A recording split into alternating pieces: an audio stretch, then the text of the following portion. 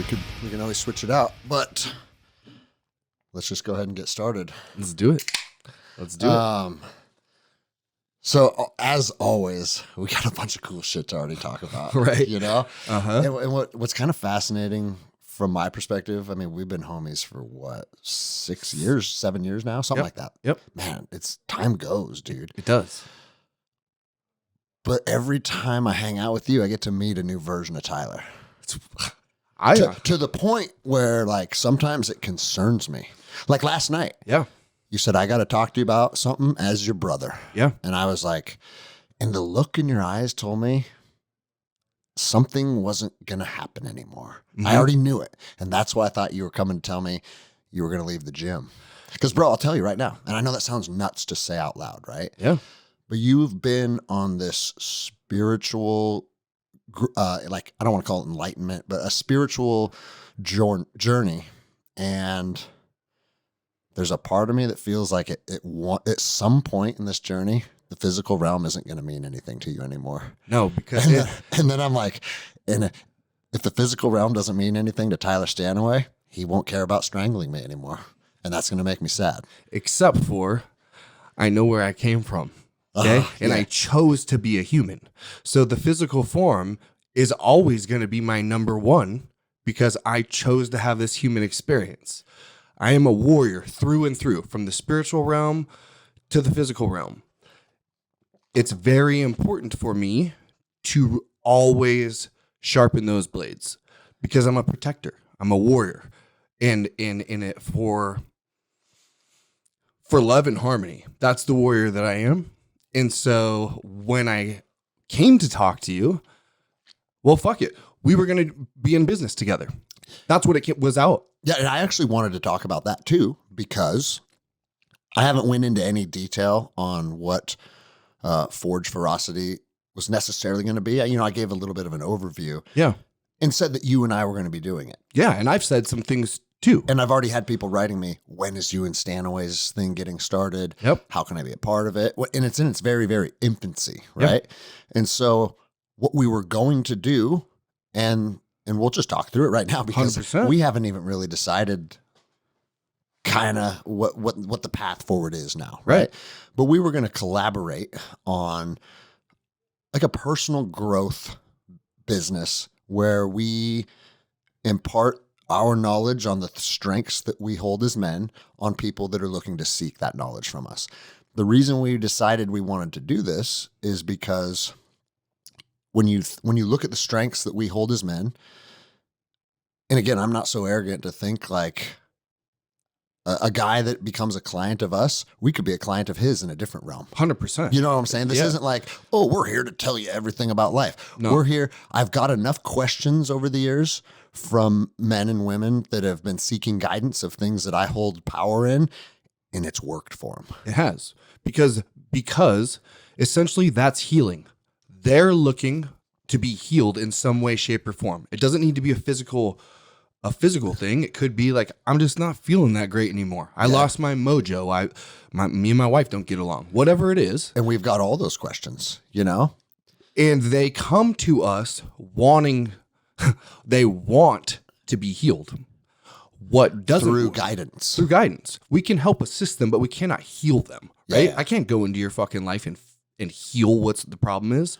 I can only help you when you want to heal yourself. Yeah. So that's why my thought was people are coming to us. They feel trustworthy or respect or whatever it is that they're coming to us wanting assistance. And so we come together and it's like, let's fucking do this. Let's just build this thing together. Let's build a program to where that's the mission behind the program. Mm-hmm. The podcast is cool, but the podcast is all over the place. Yep. Some days we're talking jiu-jitsu. Some days we're talking like fucking anything, politics, what we're about to talk about. Banging your wives, Yeah. spiritual, all that stuff, right? Yep. But because people hear all these things that they are different humans are seeking guidance in, the email inbox for the podcast is all of these questions. And we're like, why don't we just streamline this? And hey, if you want to be part of, I don't even want to call it personal development because it sounds corporate-y and gay, but like if you see value in our strengths, this is where we can be part of this together. We can communicate and we can hold each other accountable and all those things. And we were going to move forward on this. And then last night you came to me and said, there's something inside of me that I don't want a business partner right now. I need to build my future on my own as a man.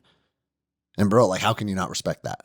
I mean, it makes me sad on one hand because, and I do business with friends, and I'm here to tell you, sometimes I regret that decision. Mm-hmm. You know what I'm saying? Like, not everything, but at the end of the day, as men that are in charge of our lives and our family, you know, if there's something about guns and geese or there's something about the range, like, I just want to make a decision and that's it. Mm-hmm. And I'm like, oh wait, that's not how it works because I'm working with other men. Mm-hmm. So I need to take the time to inquire and maybe we don't see perfectly eye to eye. I kind of hate that shit. Exactly. You know? And I never wanted that to ever be in between us. But I also knew that it wouldn't. We're open enough. Yeah. That it would never be like, oh, bro, like on the books, it shows this much money and my paycheck only got that. And it wasn't about that with you at all. It's that right now with where you're at, you want to build a future as fucking Tyler Stanaway, period. And then in the future, if we decide to collaborate, we'll decide to collaborate. Yeah, because I think everyone actually may be meant, even if they're working for someone else, they shall still be their own, like, contractor. Mm-hmm. Does that make sense? We are all our own corporation. Yeah. And then the thing is that you make affiliates and barters and trades and networks and allies with whatever other corporations you jive with. That way, you always run your own ship. Yeah. Does that make sense? Bro, it makes perfect sense because in my mind is like, we're going to do essentially the same exact thing as we just said we're going to do. Yeah. Except we're going to do it as individuals. Exactly.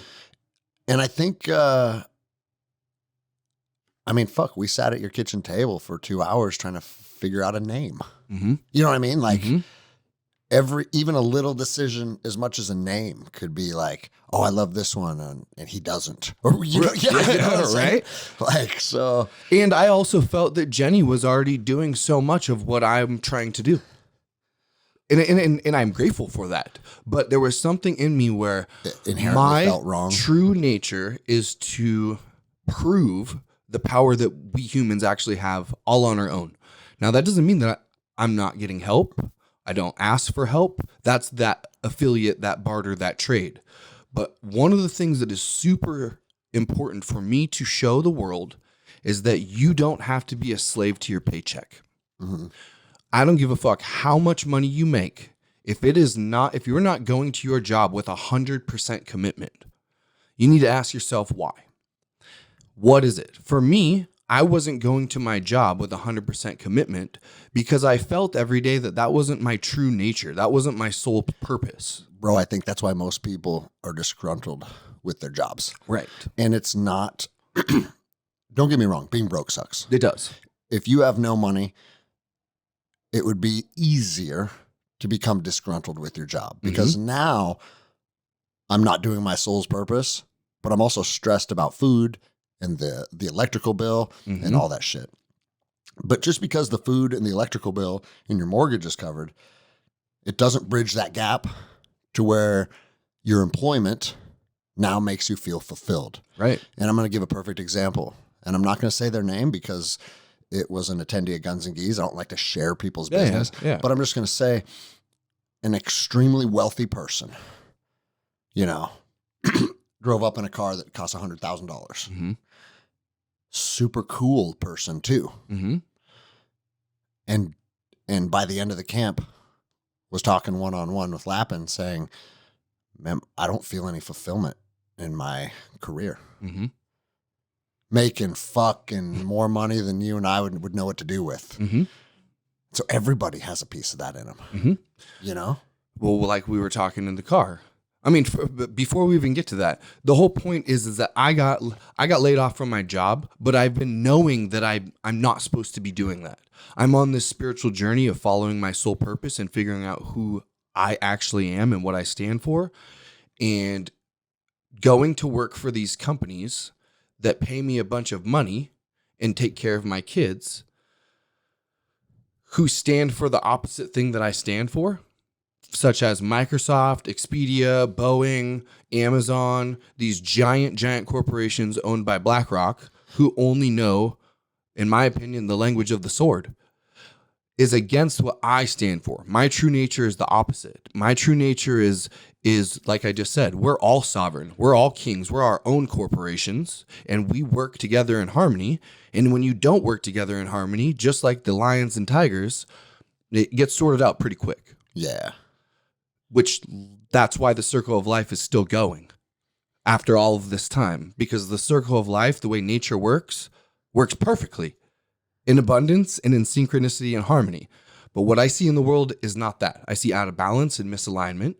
And one of those things is because I was choosing to stay comfortable by going to work every day, not following my true nature for a paycheck so that I could keep a roof over my head. But at some point in my journey, I realized that I have to follow my purpose. And now we're 8 months down the road. And we got to the point where one of the I've thrown a bunch of shit at the wall, and I've failed and I've had successes. And where I'm coming to is that, like, last night was heavy on me because I have to tell one of my best friends, like, I'm pulling out. Yeah. And that hurts me. But what hurts me more is not standing in my true power and coping and just going along with it. Because over a period of time, it shatters little pieces of my heart by doing that. Bro, going along with it shatters pieces of everybody's heart. Uh-huh. And going along with it is fucking toxic. It is. You know? But making the right decision doesn't always feel good. Bro, making the right decision is extremely fucking painful. and I'll say this too. It's not always painful for you. What I've found is it's painful for the person receiving your message. Mm-hmm. Because you're not delivering your actual true energy. You're not being your true authentic self. When your true authentic self has these senses of, like, this doesn't feel right, I really want to say this, and you don't fucking acknowledge it, you're ignoring the universal language. The universe does not speak to you in English or Chinese or Mexican. It speaks to you through the universal language of sound in different ways, in feelings, in vibrations, and thoughts. We need to pay attention to those, because when we follow those, that's your true nature. That's where you'll find your passion, and your passion is Mother Nature's life force, which is where that enthusiasm comes from. You notice how when you follow your passion, you have enthusiasm even when you fucking work 20 hours. Yeah. But when you pick something that you thought somebody would think was cool, or grandma told you to do, or your parents did, or whatever it is, and you're doing it and you feel like you're having a hard time giving 100%, that's because that's the universal language of saying you're not on the right path. It's like hot and cold. Dude, let me ask you this. Okay. And again, we smoked a joint, so this conversation may have a little bit of a stoner vibe to it. Whatever. But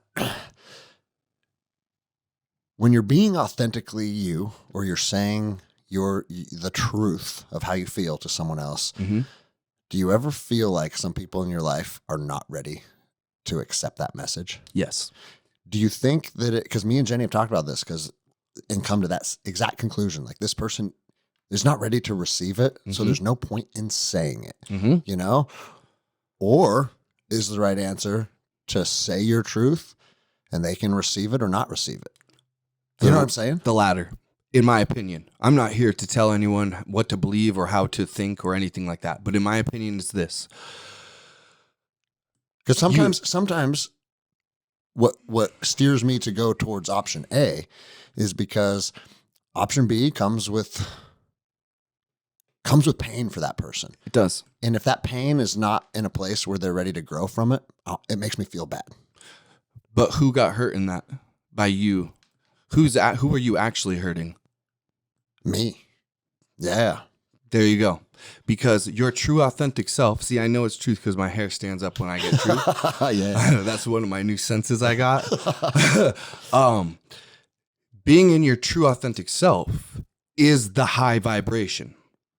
So you either sacrifice your high vibration for someone else's low vibration because they don't know how to receive it yet. Mm-hmm. They're going to feel, and it's going to trigger all their own wounds, and they don't know how to transmute that energy, and so they're going to project back onto you. And then you're going to get hurt because you chose not to be your true self. Whereas when you stay in your high vibration and be authentic, it's not up to you how someone receives or takes. And if a proper mature person is receiving it in a certain way, like let's just say it's jujitsu and you're showing me a new move. I'm confident in my ability to say, I don't understand this. Can you explain it a little better for me? Can you give me a little bit more detail on what you mean?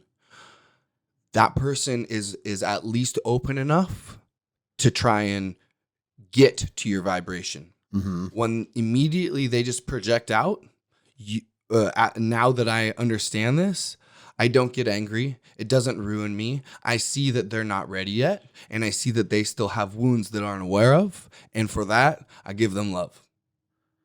Yeah. Okay.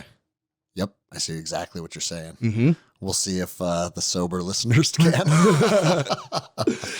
Dude, one thing that you said that always makes me fucking think, like, because for the people that think like human beings are just animals, mm-hmm. right? There is no separation. Mm-hmm. Why? Because you said the circle of life operates flawlessly. Yep. Nature operates flawlessly, minus human beings. Okay. If you were to take human beings out of the equation, the circle of life as we know it on planet Earth would be pretty much running like a well-oiled machine. Kind of, yeah. And then you throw humans in the mix, and it all goes out of whack. Like a lot of it. Uh-huh. You know? Uh-huh. And it's just, how did one species either evolve or be emplaced on something that runs so smoothly and fuck it all up? So here's the thing. The way that we can fuck that all up is because of the power that we hold. We literally have the power to fuck up Earth and Mother Nature. There is no one side on a pendulum. There's another side on the pendulum. We talk about it all the time. We go get in the car and go fucking take over Lake Stevens if you want today. Yeah. But we don't, because we have something inside of us of love and compassion. And that in itself is the human, like that's the human part of us. Animals and stuff do have love as well, but they're not going to have, if you told the animal that a lion got eaten, you told the deer that the lion got eaten in Africa, he doesn't have compassion for that. They have love, but not compassion. Humans have compassion. We have empathy. We have feelings. That is the human experience, is emotions, which is motion and energy. Emotions. It's energetic motion. And that's what we put out. Vibrations, okay? If we have the power to destroy something, we also have the power to create something. If we can make it shitty and heavy, we can also make it light and beautiful. If we know how to use jujitsu and kill people, we can also save people. So this is why I'm here, is because I understand that there is a misalignment in the way Earth is working. The circle of life, us humans, are not separate from the circle of life. We've been convinced we're separate from the circle of life and that man needs to come in here and try and fix this. And really, we just need to hop in. Exactly. Exactly. Because I live as close to nature as I ever have in my whole life. Just the other day, 2 days ago, I had to kill my fucking duck who I've been trying to take care of for the last 4 days. I go outside. It was when it was really frosty. And ducks always stay together. Like they're always in a row or in like a little thing. Would you call a group of ducks a flock or a herd? I think I call them a flock. Okay. But even that kind of sounds a flock of ducks. I don't know. They always stay together. I guess it depends on if they're walking around the farm or if they're in the flying. air. If they're flying, flock sounds pretty legit. Fuck. Yeah. I guess a flock of ducks. So they stay together, and I walk outside and I see that Uncle Duck, he's my oldest duck. He's the gangster of the pack. He's alpha. He's not with them. And I was like, what the hell? So I count the ducks. I have 8 and I only see 7. And I look over and Uncle Duck is way off on his own. And he can barely walk. And so I'm like, oh, fuck, what's going on? He has a prolapsed penis. So a duck's dick stays inside of them. You guys are learning all the good stuff on the Endless Endeavor podcast. That's right. That's right. Just like a dog, right? It stays in the sheath. It stays inside of them. Yeah. Same as reptiles. Like, why'd we get cursed? I've actually said that before. It's like, how come all these different species, their dick, when they're not using it, sucks inside of themselves and they're good to go? Yeah. You know how nice that would be? That would. It'd be great for jiu-jitsu. It would be great for jiu-jitsu. But it's one of the obstacles we have to overcome. Yeah. Mental toughness. Yeah. So anyways, so I'm like, shit, it's not going back in. It's stuck out and it's like 29 degrees outside. Well, ducks aren't very tall. I mean, so his dick's almost just dragging on the frost. And I was like, dude, it's gonna burn, like hypothermia. Do you have any idea what's going on, or is it just an old duck that's starting to shut down? Fuck, dude, I don't know. Nature. Nature, I don't know. So I don't want to put him down right away. I bring him up into my bathtub and give him a bath with Epsom salt and let him soak for a little bit and then keep him away from the other ducks so he's not having to fucking walk and fly and shit. You can just put him in there. So I put towels down because he's going to shit all over the place. Tried to take care of him. Thought he was better. I come back.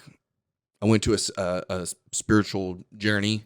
And the first thing I do is I walk in the door and my kids are like, Dad, you need to go look at Uncle Duck. He's paralyzed. I'm like, fuck, okay. So you went and did your ceremony. Uh-huh. You come through the door and it's back to Uncle Duck. Back to Uncle Duck. And I was like, welcome back to human experience.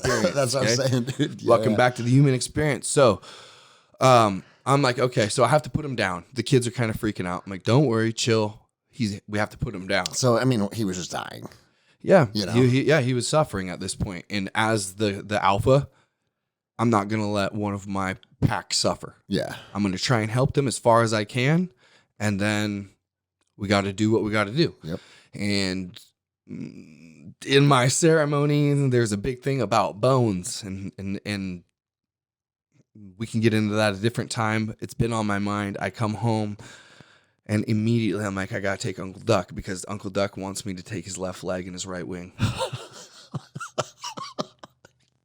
Dude, I love that you said we can get into that another time, but then we just hopped right into it. Right? So I go over to him and I pick him up and I'm like, fuck, Uncle Duck, I'm sorry, brother. And he has no fight in him. Yeah. He's suffering or he's ready to go. And so I bring him over to the chopping block because I don't shoot my animals. I feel like I have to feel, this is going to be wild, but when I said I live as close to nature as possible, I literally live side by side with death in rhythm with them. And so what I do is I hold them and I take their life while I hold it so I can feel their spirit leave the body. And it's one of the most powerful experiences I've ever experienced. But it's like important. It's like sacred to me that I experience what it's like for the spirit to leave. And when it's not like a fucking meat turkey was the most wild thing I've ever felt in my life because this thing's spirit is just jolting and violently like wiggling out of its body, threw its body out of my hand. And so that's what I know when it's like a properly healthy living animal is that when you cut the head off of one of these animals and you hold on to the legs, it's going to be very powerful and jerk. So I did this with Uncle Duck, and like right when I put him on the chopping block, he told me about his wing and his left leg and how I'm going to save them and use them for when I throw my bones. And so when I go to chop his head off, it was like his spirit was already gone. He didn't even wiggle. He didn't move. He didn't do anything. So I knew it was like, this is a sacrifice he made for me for this spiritual journey of the sacrifice I've just been making. And it all kind of came together. So now I have bones, or more bones to add to my collection. And the listeners are like, bones? What the fuck? And maybe that's what we'll save for another time. Yeah. Dude, it was, there's something, and you said it before I left for the hunt, that you just killed your turkey. And it was like, bro, it was kind of a crazy experience, you know? And I think that's also part of why it's important to, in your case, like you're learning about this through the farm life now, and your kids are getting to learn about it. Or like taking Zach to Wisconsin and trying to obtain food through a method that's just very different from how most humans do. And there is something about like that fucking deer that I put an arrow through.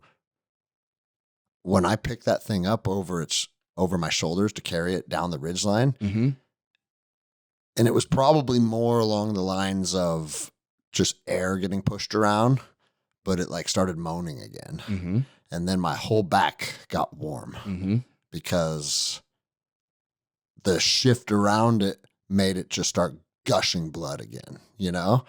And it's like, this thing's moaning and squirting hot blood all over me. Yeah. And that's where your fucking food comes from. That's where your food comes from. And when you experience, that is one step of walking back into that circle of life, of not being separate. Does that make sense? Yeah, of course. And, of course. And so I think everybody, even if you, and I tell people, I don't like hurting or hunting animals. Fuck no. I don't know if like's the right word. There is something that I like very much about the trip, about being outside, about everything that comes along with it. But the actual act of putting an arrow through another creature's flesh, I'm always that's gonna, the worst part for me. That's what I'm saying. There's always gonna be a part of me that's like, fuck, that's heavy. And then it made me realize this last trip, that heaviness that you feel putting an arrow through that animal, that's what we're supposed to feel. Yeah. Yeah. It is part of the process. And I think, and again, like, it's just my brain spinning out in the woods, you know? But you know what I think that does? I think that keeps us in a space where we're not looking to become like in a place of overabundance or a place of gluttony. Yeah. Because every time you harvest, it comes with emotion. Yes. But if you don't have that emotion attached to it anymore, there's nothing that prevents you from killing every single one of them. Right? Yeah, that's Terminator. Yeah, that's right. And then you become, if the way in which you seek your food doesn't come with a certain amount of heaviness, what's to prevent you from just becoming the most gluttonous thing on planet Earth? And that's what America is. And the same can go for picking berries or harvesting crops and working all day. Like, to eat, there's something we got to do to earn it. And it's not the easiest thing in the world. Sometimes it's hard. Sometimes it's heavy. And I bet native cultures, you probably know because you read about this stuff all the time. But if you look at like the Native Americans' relationship with the buffalo, it was symbiotic in the fact that like they cherished it, they worshipped it, they used every single last piece of it. And it's because they always were paying respect to the heaviness. Yes. And then us fucking Western settlers just start shooting them from the trains for target practice. Yeah, because it's fun. Because it's fun. It's fun. And bro, I think it's easy to get caught up in that it's fun. And for me, like even when I was a little boy, like my dad would always want to go crow hunting. He's like, I hate crows, bro. Let's get rid of them. I'm like, I don't want to go. And I'd never go with him unless on hunts that we were going to eat the food. I loved grouse hunting with him. Okay. And that's why. It just, even as a little boy, it felt right. Yeah. We'd be in Alaska. He'd shoot seagulls all day, you know? Yep. I never wanted to shoot the seagulls. No. You know? They're a part of the nature. And like, as I've gone on my spiritual journey, and we talked about it in the car, I believe that animals do have spirits. I believe that the plants have spirits. I know they do. I've fucking been with them. Now, a lot of listeners are like, wow, that guy's crazy. That's okay. They all know you're crazy. That's why they love you. It's also my journey. Yeah. It's my journey, and I know. And matter of fact, the other day I was on Instagram. I might have even sent it to you. Did I send you a video of that black leopard named Diablo? No. Okay, so there's this black leopard, black panther named Diablo, who had been in like captivity its whole life. He's a male. He gets fostered or adopted by like a rescue family. You know, it's like a home, but they take care of him. And the guy calls in this animal spirit whisperer and doesn't fucking tell her anything, because this leopard is the most angry. Like, he doesn't come out of his box. He has this whole area to run. He literally just stays in the back corner and growls. And he's like, I don't trust this leopard. This leopard that he just adopted. Mm-hmm. Did he adopt it as a pet? Or No. As a wild animal, but he still has to feed it. He still has to clean the cage and shit. And he's like, no fucking way. I can tell the energy. He looks at me, and as soon as he sees me, he lifts his lip and he makes this deep noise, and I can tell that he's gonna eat me. And so this animal whisperer, I gotta send it to you, bro. Okay. Yeah. This animal whisperer comes and just sits there, and he doesn't believe the animal has spirit or feelings or anything like that. This fucking lady comes and sits down, and she's like, first of all, he came from a small place. He's unused to having all of this area. And so he's a little like scared. Is this in America? Do you know? I think it was South Africa. Okay. It sounded like South African accent. Okay. She pretty much is like, all he wants to be is respected for his power. He's never been respected. And he just wants to be respected, not in a way of like, worshiping or anything, just understanding how like majestic and powerful he truly is, what he's capable of. She goes, and also you have to change his name. He hates his name. And he goes, the guy was like, what's his name? And she goes, it's Diablo. And he says, it's too diabolic. I don't like that name. Because that's like, you know, yeah, dark. It's calling you the devil. He don't like that. And he goes, and the other thing is that I don't want to be asked of anything. I want to be free. And the guy was like, And so she was like, you need to tell him. Lock eyes with him, connect with him, and tell him, you're safe here. I will never ask anything of you, and I will change your name, and I'll always be kind and loving to you for the rest of your life. Oh, my goosebumps is going up again. He goes, so he does.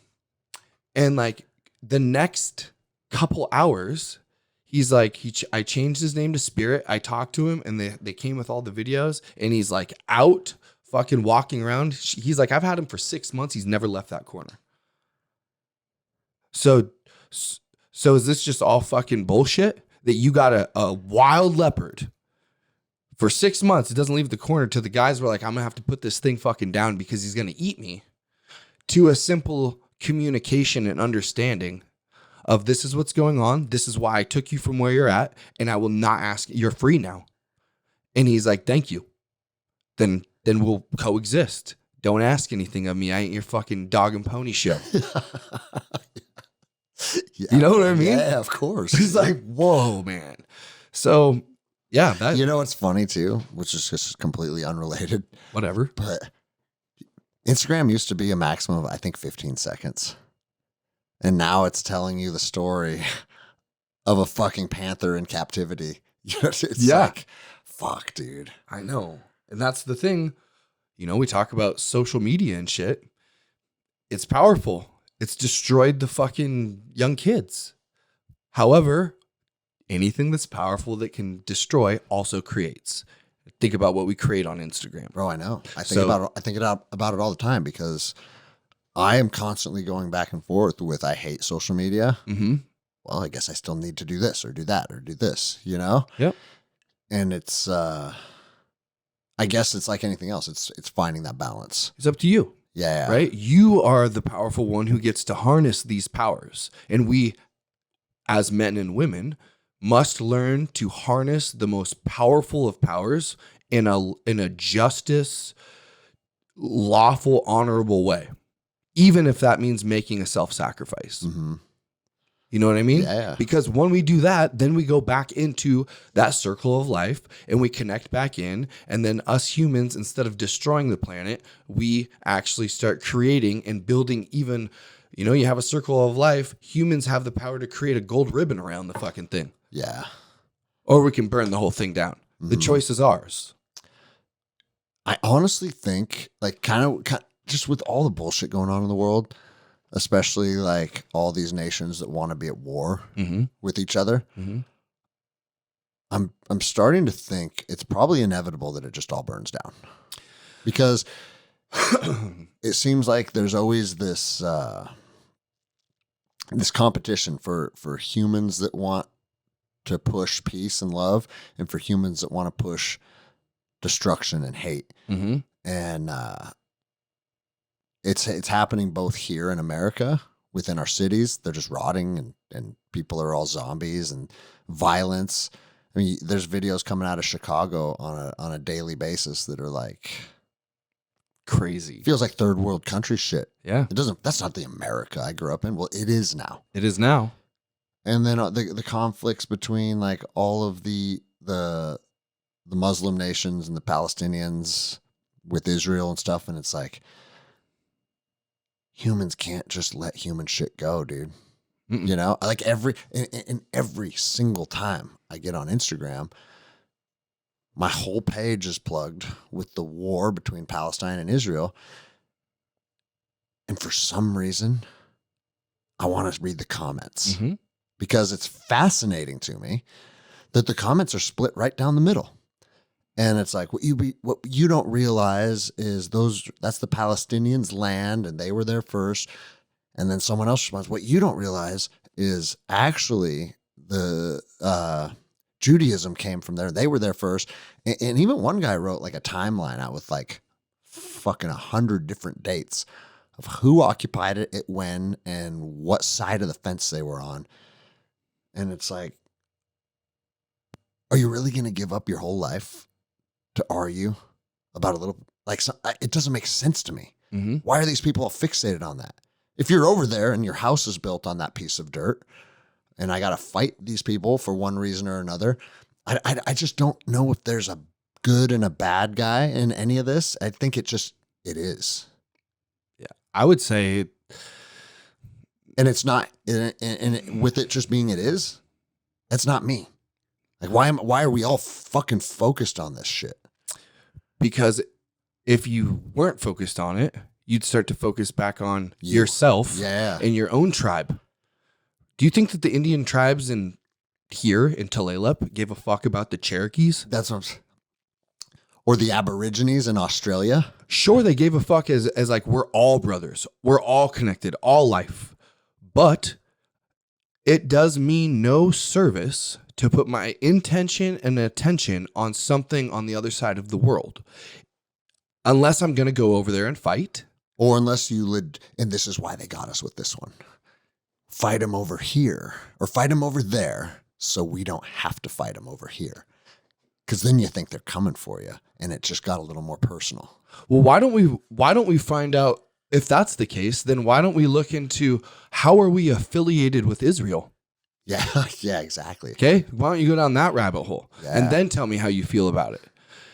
The thing is like, I'm not for the killing of any fucking human beings unless they are obviously killing you or killing other people. Yeah. Okay, but then I can also ascend to a higher vibration and understand. Okay, so if he's killing me and then I kill him and then his cousin comes and kills me and then my cousin comes and kills him. It's just a never-ending cycle. Yeah. So we have to find out why or who is actually killing each other. And when you find out that the same people who fund Israel are the same people who fund Hamas, you will find out that they are not even enemies with each other. This is like saying the Denver Broncos and the Seattle Seahawks are against each other for this February Super Bowl, but the NFL funds both teams. Is that really who's going to be in the Super Bowl? I don't know. I don't know. I just made some shit up on that. Yeah. Yeah. I don't even know when the Super Bowl is. I know it's in February. Okay. I know it's in February. Yeah, and it goes back to what we talk about all the time, is that everything is designed to keep us in a state of chaos. Yes. And which is not natural order.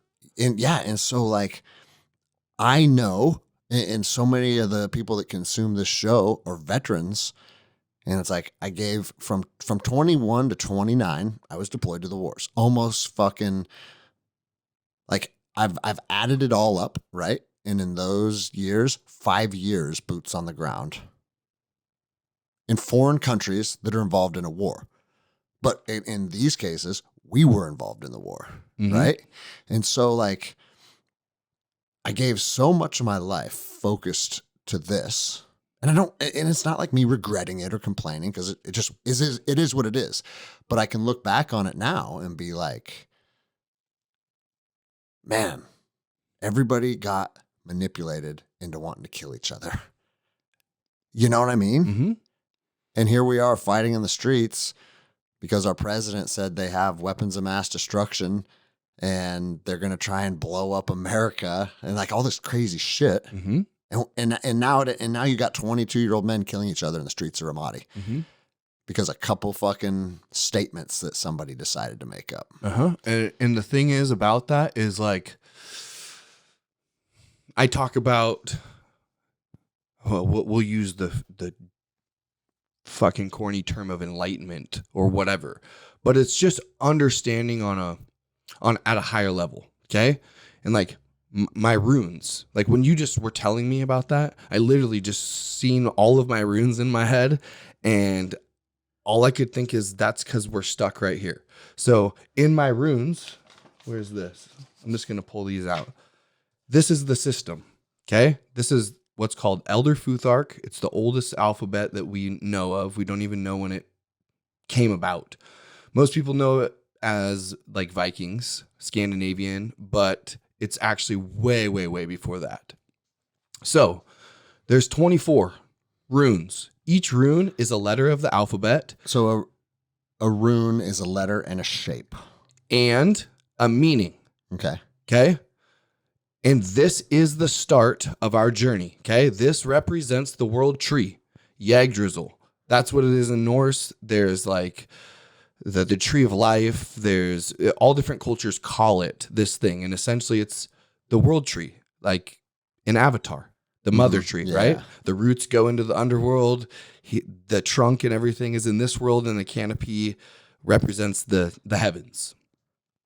That's what these each are. Okay. This is the roots. This is where we start on our journey of our soul purpose. This is Fehu, and that represents family. Like the first thing you do when you start to, not be a child, you start to follow this journey on your own, is you need to get someplace to live, someplace to stay, someplace to, it's like representation of the cow, because the cow is a domesticated female thing that gives to you every single day for love, right? Then you go down and it's like, there's all these mean something. This is life force. This is the aurochs. This is fucking the primordial energy of all things. What happens is we, as the military, understand this system. Now you can go in this system in Chinese, Hinduism, like it's represented in many, many different cultures. This is just how I remember it. So what you're talking about is we're taking these. Go ahead. Do you understand the names of these and the meanings of these? Because you studied it? So it's been 2 days. Or did it come to you? No, it came to me. So you're telling me this. What is the name of that one? Dewas. And no one told you that? No, it did. Oh, okay. It did. I would look at it and it would be like, oh, what is that? And then I'd go type it in and it'd be like Dewas, and I'd read it like 2 times, and now it's just in. Got it. Okay. Okay. Because Vanessa brought, like, we talked about it last night. It's only been a couple, like, it hasn't been very long. And my ability to retain the information isn't me learning the information. It's you doing a scissor sweep. And then one day someone shows a scissor sweep and it's like, I've seen that before. Mm-hmm. I need to look at that. And then you go watch a YouTube video and it's like, bam, you remember all the fucking moves. You watched it 2 times. It was a 2-minute clip. And now it's set back in the tool bag forever. Okay. It's like that. Okay. There's still some that I'm still having to remember. Like, it's not all ingrained. It's in me. I'm just having to go back through. So go ahead. No, that was my question. Okay. So anyways, back to the 19-year-old kids going to war. Hey, some dudes, some political dudes got these fucking kids to go over to the other side of the world and start killing each other. When do they do that? 18, 19 years old? Yeah. The beginning of this et. Okay, you're not going to start this et when you're still under your parents' et. You start this et before you get this. Most likely, by the time someone gets this, a marriage, a home, a family, kids, wealth, abundance, longevity, prosperity, they're not going to the other side of the world to go kill. Yeah. Okay? So that's when they get you with the be all you can be. Uh-huh. When you're 17. 17. Yep. You know? Because as soon as we start to follow this path, this right here is all your shit to start becoming like, you've acquired all your stuff, and now this is all your roots. You're going to grow the tree, and you're going to grow your roots really, really deep and strong before you start ascending. Otherwise, if you ascend too fast, you fall over. You give someone a fucking purple belt when they are not a purple belt, and then we go out into real life and they fucking fall over because they didn't build the roots. Mm-hmm. This et right here, this is the et of like this realm. So becoming a journeyman. Okay. At the beginning, you have hail. It's stagnant. You're trying to figure out, we're working at fucking dominoes and it's like, God damn, I can't figure out what's going on. And through these, each et, until we get up to here, where this is hail and stagnant, and this is ice and an immovable force, this is the sun. Okay. The sun comes after Algis. This is Sowulo. This is Algis. This is like Odin has 2 ravens, thought and memory, Hunin and Munin. This is thought, this is memory, and they come together into the crown chakra to give you spiritual enlightenment, connecting you to the divine, which allows you to bring out the sun, which is going to melt the ice and immovable objects, which is going to bring you down to the 3rd and final et, where you're going to start your ascension path. Okay? This is what I mean, Greg. How the fuck do I know all of this? Yeah, I know, bro. Yes. Bro, I have in here, I had to make my own runes. Uh-huh. That came from my grandfather's cedar tree, which is my largest tree on my property. That was me when I went to an Aya ceremony. And this is, and I carved each one in, sanded each one, fucking painted each one, because these right here are I call it a scry, okay? Every medicine man has a scry, and I'm a fucking medicine man. I'm a Bones and Stones Shaman, and that's what I'm here to do. And these runes are a part of it, and those bones that I keep at my fucking house are a part of it to reteach us. Bro, I gotta stop. Because, dude, like, people know you on the show. Yeah. Right? Like, yeah. People love episodes of Tyler Stanaway. Yeah. And here we are 3.5 years later, and you just hit a year today, right? Yep. Fuck yeah, that's awesome on your podcast. Here we are 3 years later, and you're like, hey, fucking A, figured it out. I'm a Bones and Stones Shaman. And there's some people that are going to think that's the coolest thing in the world. And then there's people that are going to think, that fucking dude has lost his mind. his mind. Yeah. And you know what? It makes me smile, bro. It makes me laugh because it's fucking kind of funny, dude. It is. And because I know because my true self, and I know that those people who actually feel like, what the fuck is this guy talking about? Bro, they might not even be coming from any negativity. They might still love you. Yeah, 100%. And just think, what the fuck is going People on? at jujitsu, Eli is one of them. Eli came to fucking forge with me, and he comes to a forging class, signs up for a Saturday, and we're sitting there, and he goes, I've always liked you. I've always loved you. But when I first met you and I started listening to you, I was like, this guy's fucking way far out. He's out of his mind. He goes, dude, all the things that I thought you were crazy on, I'm starting to find out you're right. Fuck yeah. And I was like, hey, this is what happens if you're in your true authentic self. You're going to get fucking arrowed, dude, because you're not going with the herd of the sheep. Yeah. You're using your own discernment, your own judgment, your own feelings to critically think, observe, feel, notice, and be a part of the circle of life, which allows you massive, massive powers. This is all coming to me. This drum right here. This is a part of my medicine. Now, most people are like, medicine? How the fuck is a drum medicine? Or these scry, what I look into for me to like see into the, I wouldn't say see into the future, but it's like, but it kind of is. Or see into yourself. Into myself, right? See what, it's like my inner compass. If I'm ever confused, if I've ever lost, if I ever have a question, am I on the right path? Where am I at in my thing? And what's causing me the problems? And, I like the way that I do this is a medicine.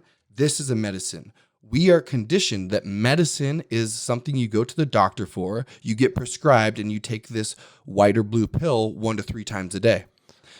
There's many types of medicine. Jiu-jitsu is part of my medicine. Yeah. It's not a part of my medicine as in what I deliver. Actually, I take that back. Yes, it is. Of course you do. Yes, it is. I teach all the time. Yeah. People are taking my medicine. And for me. And you roll all the time. And is another method of distributing that. Because medicine is to heal, right? Yeah. Well, we don't only have a physical body. We have a mental, emotional, and we have a spiritual. Well, bro, I mean, I don't know if you've seen, it's on Amazon Prime, the documentary called Heal. I haven't seen it. And it's worth watching. Okay. Very interesting. And they talk about how, again, this isn't like, because if you're listening right now and you think Tyler Stanaway has lost his damn mind and he's just crazy, right? Yeah. The reason that I'm always open to listening and learning and hearing what you have to say and hearing about how you're figuring out new ways to distribute medicine is because it's no longer a theory that people can heal themselves through these really, really, what would a couple of years ago been considered a very abstract idea. Yeah. And they are healing each other with frequencies. Yes. And they are healing each other with thought. Yep. And dude, they're talking about fucking people like using their brain to shrink cancerous tumors. Yeah. And they, through the power of visualization. And one lady's like, man, I had to imagine like a school of piranhas swimming around my body trying to find cancerous tissue. And when they found it, they ripped it apart and devoured it and consumed it, and it was now gone. Like, that sounds crazy, right? She was able to kill cancerous tumors with that method. Or there was another guy that said he got paralyzed in some catastrophic injury. And he goes, I knew I could rebuild my body with my mind, but I knew I had one shot to do it. So get this, bro. Or not that he had one shot, that it needed to take place in one shot. So he goes, and the only way I could do it was I needed to go into a deep state of meditation and literally visualize rebuilding my body on like a cellular level starting, and then the bones. And then he attached the ligaments. And he's like, I needed to go inside and visualize every single part of that process until my body was finally rebuilt. And if someone came in and fucking turned the light on or fucking like said, hey, like, boom, fuck, goddamn, I was trying to rebuild myself and you fucked it up. Yep. Or if my mind wandered for even a second. Like, what's for dinner? You don't give a fuck about rebuilding yourself. You're asking what's for dinner. I know the spell of that. So check this out, bro. And then I want to hear the spell of it. Mm-hmm.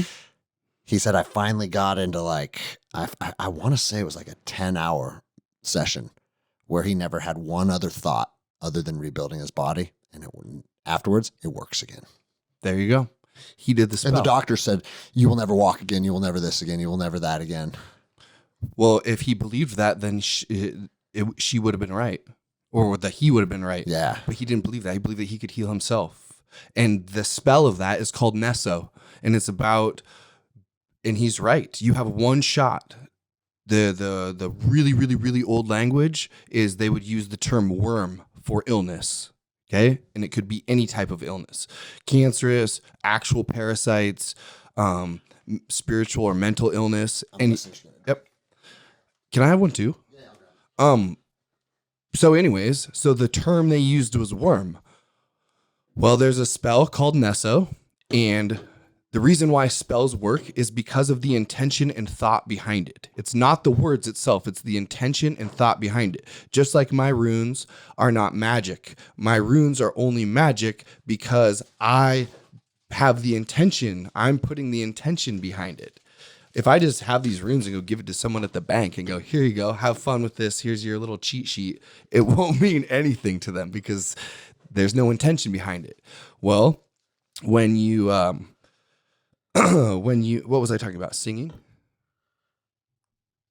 Were you talking about singing? Yeah, you were saying, keep going. I had got off onto about the spell of healing. Yeah. So when you're singing like a spell, it's the intention behind the words, okay? And so this spell is about pulling the worm from the marrow of the bone, okay? And you pull that worm to signify pulling illness out. Okay? You have one shot because if you fucking let go or whatever, this worm's gonna you might not ever find it again. Okay? So you pull the worm from the marrow of the bone to the bone. And then from the bone to the flesh, from the flesh to the hide, and then from the hide into the tip of your arrow. Once you've extracted the hide or the worm from the hide and the tip of your arrow, you will then put that arrow in your bow and you will pull back and you will shoot that arrow as far away into the forest or village or whatever as possible. That's the spell. He did that. He might not have sang that exact spell, but the intention of that spell is exactly what he did. He had one shot to pull the worm from deep inside of him. He fucking knew it, and he had the intention of doing it, and therefore he did. Fuck, dude. Does it ever, sometimes I arrive at a place where I start to think about what the next journey of life is going to look like. All of this stuff, right? Yep. And that might be your journey. Right. I may never know this alphabet. Yeah, of course. know? I think most people won't.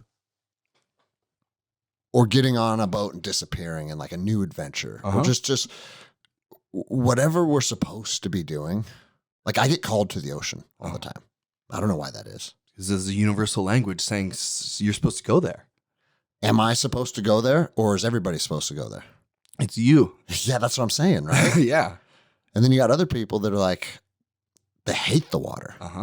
You know? And then it makes me wonder, what is all this other stuff I'm doing in the meantime? Why am I teaching people to strangle each other at night? Why am I sitting down and recording a podcast? It's sell everything, liquefy all your assets, buy your boat, and go. And when I say that out loud, it's exciting, bro. It's exciting. Because something wants me to do it. But the thing is do But you want to go and never come back? Or is it's you want to go explore? Initially, I always say to myself, this is probably a 3 to 5 year journey. Okay. A real slow, I don't want to try and set a fucking world record circling the fucking globe or in your case, sailing from one side of it to the other. Yeah. And then come home and be back to this. And I like this.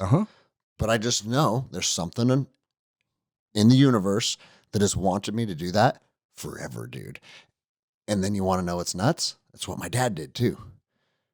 You know, I sometimes wonder, is that a part of him and me that, or is that maybe how I connect to him? Because dude, that's what he did. I was a 5-year-old boy. He's like, we're becoming commercial fishermen. You're living on the boat with me. Let's go. And now we're up in the fucking, out in the middle of nowhere in Alaska where you can't see fucking land for days. That's part of your medicine, Greg. Yeah. That's your medicine. There's many types of medicine. My drum, my chanting is a medicine of mine that I didn't even know I had until a couple months ago. It's like, what do you mean by medicine? Well, when I drum and I chant, I have vibration coming out. I have intention, turning intention into a physical thing, or maybe not physical thing, but a energetic thing to resonate out. When I hit this,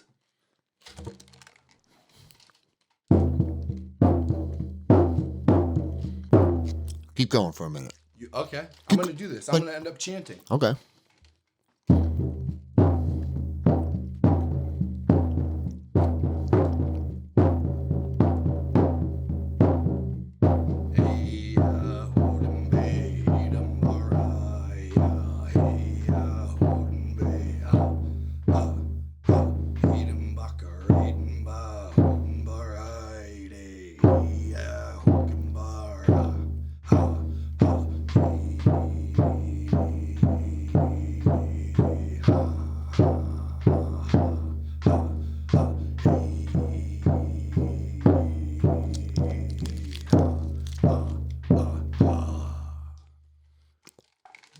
None of it's English, okay? Don't know where it came from. Never had this in my life before. And all of a sudden, so let me say, when you start playing, Yep. and I bet most people agree with me, you feel something right away. 100%. Regardless if everything else you say is fucking crazy. And some people are going to think this alphabet's all in your head, all that shit, right? Yep. When you hear that, it does something to you. 100%. And that's when I go into what I came here for. That's my true authentic self. I go into me standing around a fire in the woods, barefoot, with like a skull and antlers on my head, a fucking wizard staff, that drum, and a bunch of people and mushrooms. It even makes me shake. I can feel the energy moving through me. Because that's what my true nature is. I'm here to help us find our soul purpose. Do you think as you move forward, because of that vision, the mushrooms are the medicine that you They are my use medicine. to connect? Yes. For you to use personally or for you to administer or both? Both. Okay. Mushrooms is my medicine. And I will always take my mushrooms with any of my clients because I have to be on the same energetic vibration as them. They have to be the same exact ones because every single thing is a different energy. Dude, what if,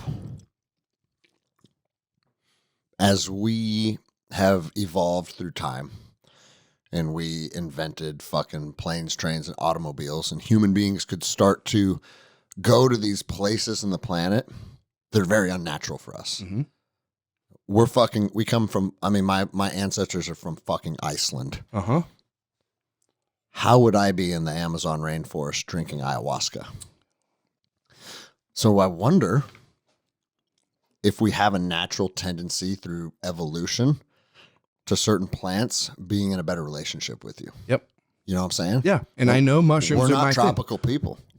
No, and I also don't feel at home with a leopard and a toucan. I feel at home with a raven, an owl, and a deer. Mm-hmm. I don't feel at home next to banana plants. I feel at home under a cedar tree. Yeah. So the thing is what I don't see is the spiritual shamanic way, if that's the way you choose, in the way that best represents and feels familiar to me. A white person from Northern Europe. Where's that shamanic practice? Africans have it. The South Americans have it. The Hindus have it. The Chinese and Japanese have their medicines that they've always used. So why were white people the first to extinguish that? Because we certainly had it, right? Hell yeah, we did. Yeah.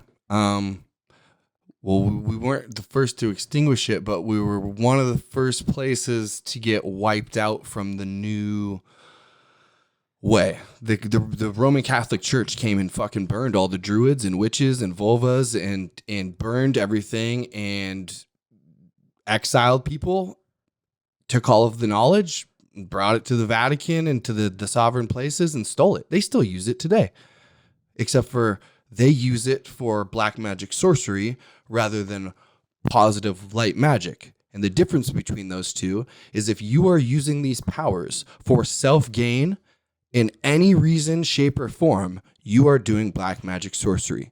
If you are using this power for the betterment of the whole, the betterment of that circle of life, you are using the divine energy for law, order, and justice. And I'm that God. It's the God tier. Uh-huh. Dude, it's interesting to think. Because you know how, like, even a few years ago, I always used the COVID era as like the grand awakening. Because everybody, at a minimum, arrived at a place where they realize, man, we can't believe everything we're told. Because prior to that, most of us did believe what we were told. And I would say, like, it's been the trajectory of people waking up to what could possibly be a fraudulent reality is growing every day. Yes. Fucking Rogan's talking about it. Yep. You know what I'm saying? Yep. Like, everybody's talking about this on some level now. And if you look at, okay, well, what we were told about this was a lie. You just opened Pandora's box. Because you've been saying about how the Roman Catholic Church rewrote history for a long time. Long time. You know? And then you think about it, it's like, dude, everything you think you know could just be all programming. That's why I sent you that fucking... the Gregorian calendar. Yeah. Yeah. And if you look at old ancient Tartarian buildings, they used to use Roman numerals, like on the face of buildings for numbers. Yeah. And it'll be like they added a 1. It's like the original one, like you take a picture of the 1860s and look at the building and there's no Roman numeral 1 at the beginning. But then in 1966, all of a sudden there's a 1 in the beginning. So between 1800 and 1966, somehow 1,000 years jumped forward. Make it make sense, man. Yeah, no, I mean... And like, I don't know. I'm not I just notice patterns, dude. I notice when things don't add up, when things don't connect. It's like, I don't necessarily know exactly all the details. I just see that there's a misalignment. And maybe it can be aligned and I'm not just seeing it the way that, I'm seeing it the wrong angle. Dude. I don't know. I see people waking up because we are learning. We are remembering. Like, this isn't something that I'm learning. This is something I'm clearly remembering. All of this shit. I mean, bro, you said you just started chanting one day. Yeah. From no drums and chants. No. To you felt like it needed to come out. Yeah. And then that just started coming out. Yeah. And that's when I found out that I had deep guilt and shame because I couldn't let it come out. And I was with these people at a healing journey. And like, she started ripping the drum and I could feel it. And mind you, this was like a 6-month process for this chant to actually get out of me. I just didn't know what it was. It started at an Aya ceremony that I talked about me just fucking like the shaman started beating this drum. And I have never really heard an actual deerskin cedar drum before. I've heard like, rock and roll drum from Guitar Center.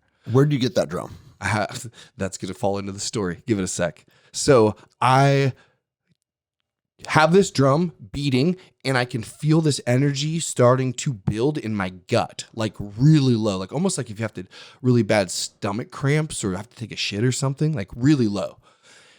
But it wasn't like that. It was building and building. And all of a sudden out of nowhere, it wasn't even me, dude. I just fucking from the depths of my belly. And I was like, what was that? Well, then another time I went to a mushroom ceremony and the lady gave me the drum and I just held the drum for like 7 hours and drummed. That's all I wanted to do. I didn't want to talk. I didn't want to visit. I didn't want to do anything. I sat there and drummed by myself for like 7 hours. And all I could think is, I have to get one of these drums. Couple weeks later, I built something for a friend. And then this other friend is like, hey, this friend of mine, who's a Native American woman named Sharon, would really like to know if you could make her one. And she wants to know if you'd like to trade for a Native American drum. I said, yeah, that'd work out great. Are you fucking joking me, bro? Bro, I put it on everything. That's no. So what were you making? Just like earth pipes. Okay. Yeah, I put one in at my. And say, hey, I happen to just want to trade exactly what you're looking for. Yeah. Okay. Yeah. So I put the earth pipe in at my friend's house. Her friend shows up. They're talking about the earth pipe because the earth pipe, the black helicopters came when I put it in her ground. And so she was talking with her friend about it. Then her Native American friend is the one who has made drums her whole life through her tribe and is like, I want one of those. I wonder if he'd like to trade an earth pipe for a drum. I just came up here for a drum workshop, and the drum I made, like as the demo, I could just give him that. And she had it. And she had it. Already made. Literally came to me, and still wet. And that's the same type of drum from Ceremony? It is, except for I have to get a different one because this one is still too high pitched. The one from Ceremony, the one that resonates. Yeah, it's made out of buffalo. What if I'm assuming the pitch. I don't know if drums have pitch. Or I see what you're saying, like a deeper bass. Yeah, the resonance of it. So the bigger it is. As I say, it's not the height, it's the circumference. Both. Correct? Both. It is both. Because the thickness of buffalo skin is thicker than deer skin. Okay. And then also the width. And then also how deep the cedar is. Yeah.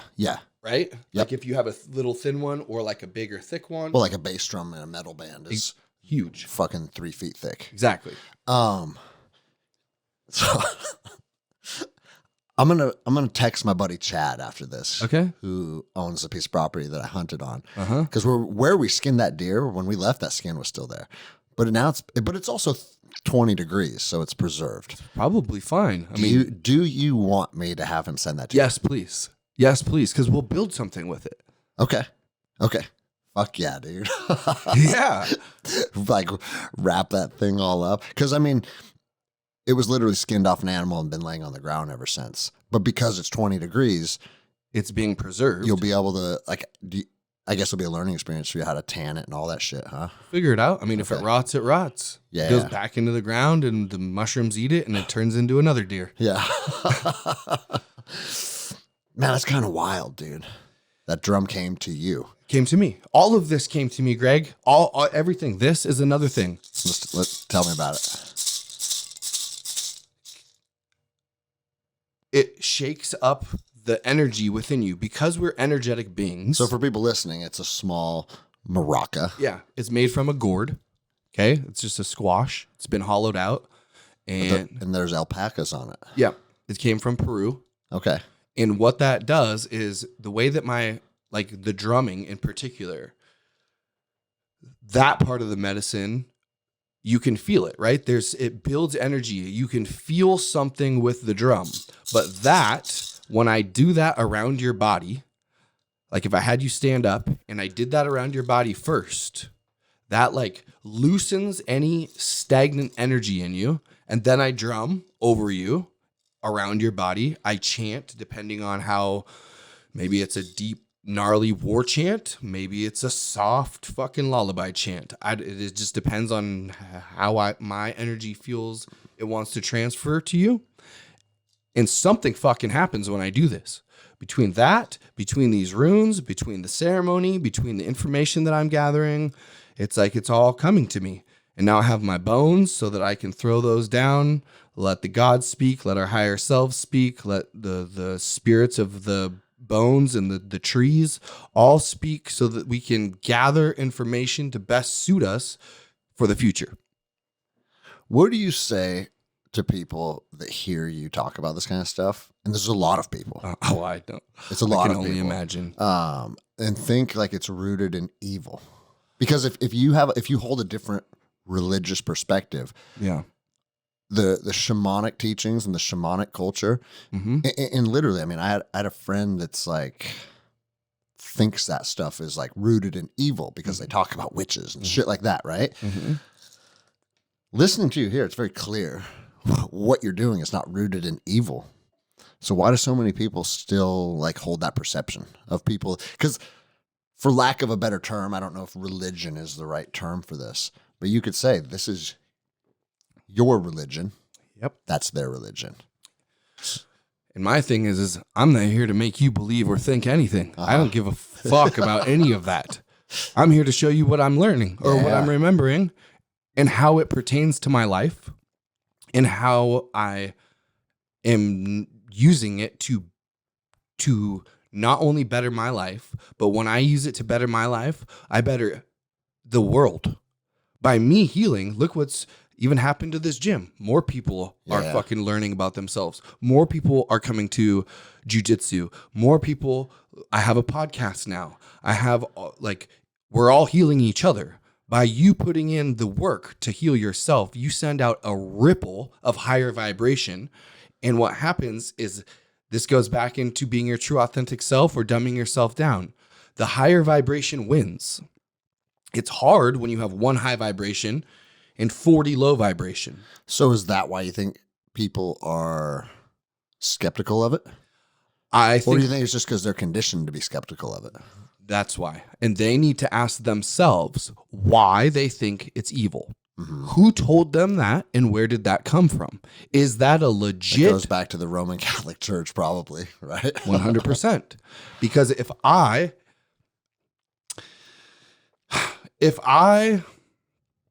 am cast out of the Garden of Eden when I'm born because I was born with sin, each and every one of us, that innocent newborn child that's coming out of the womb is not innocent. It's sinful and has been cast out of the Garden of Eden for their belief. Okay. And I'm not here to tell them what's right or wrong. I'm not God. But in my belief, or not my belief, in what I have, in the knowledge that I've acquired,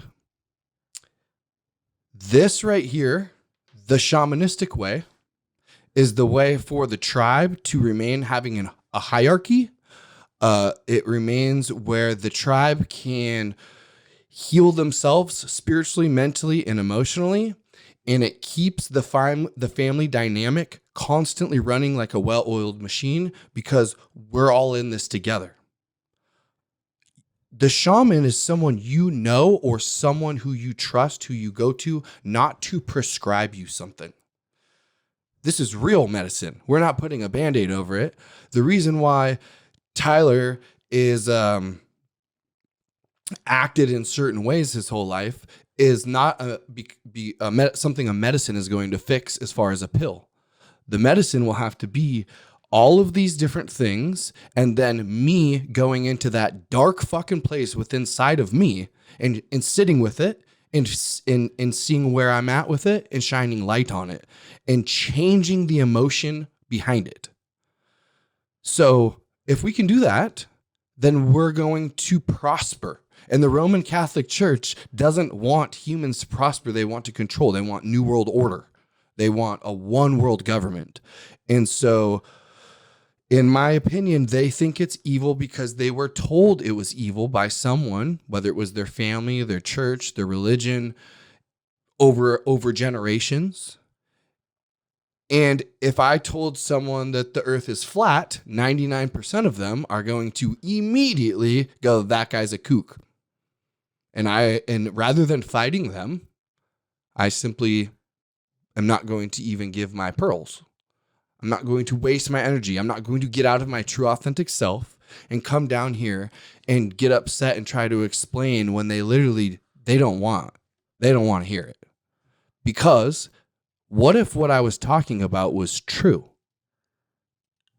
Yeah. Then what are you guys going to do? I just flipped your world upside down. And everything you thought to believe and know to be true is wrong. And how are you going to move on from that point? Well, only moving on from that point is up to you. You can either try and go back which you never will be once you find that out, or you can deal with the cards that are dealt and progress on that journey and see what it's all about. And it may not be for you. There's many different medicines. I'm not going to go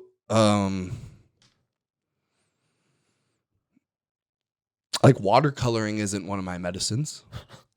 You know what I mean? Yeah. But it is for my grandma.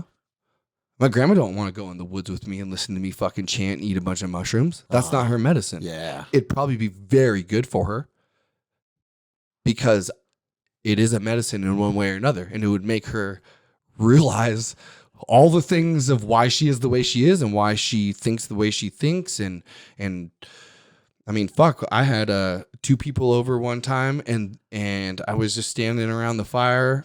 We were eating mushrooms till 3:00 in the morning, sitting on the dirt around the fire. And these 2 people were a mirror for each other. I had a man and a woman, and everything the man needed, the woman was like projecting, and everything the woman needed, the man was projecting. And I was just like holding space in the middle.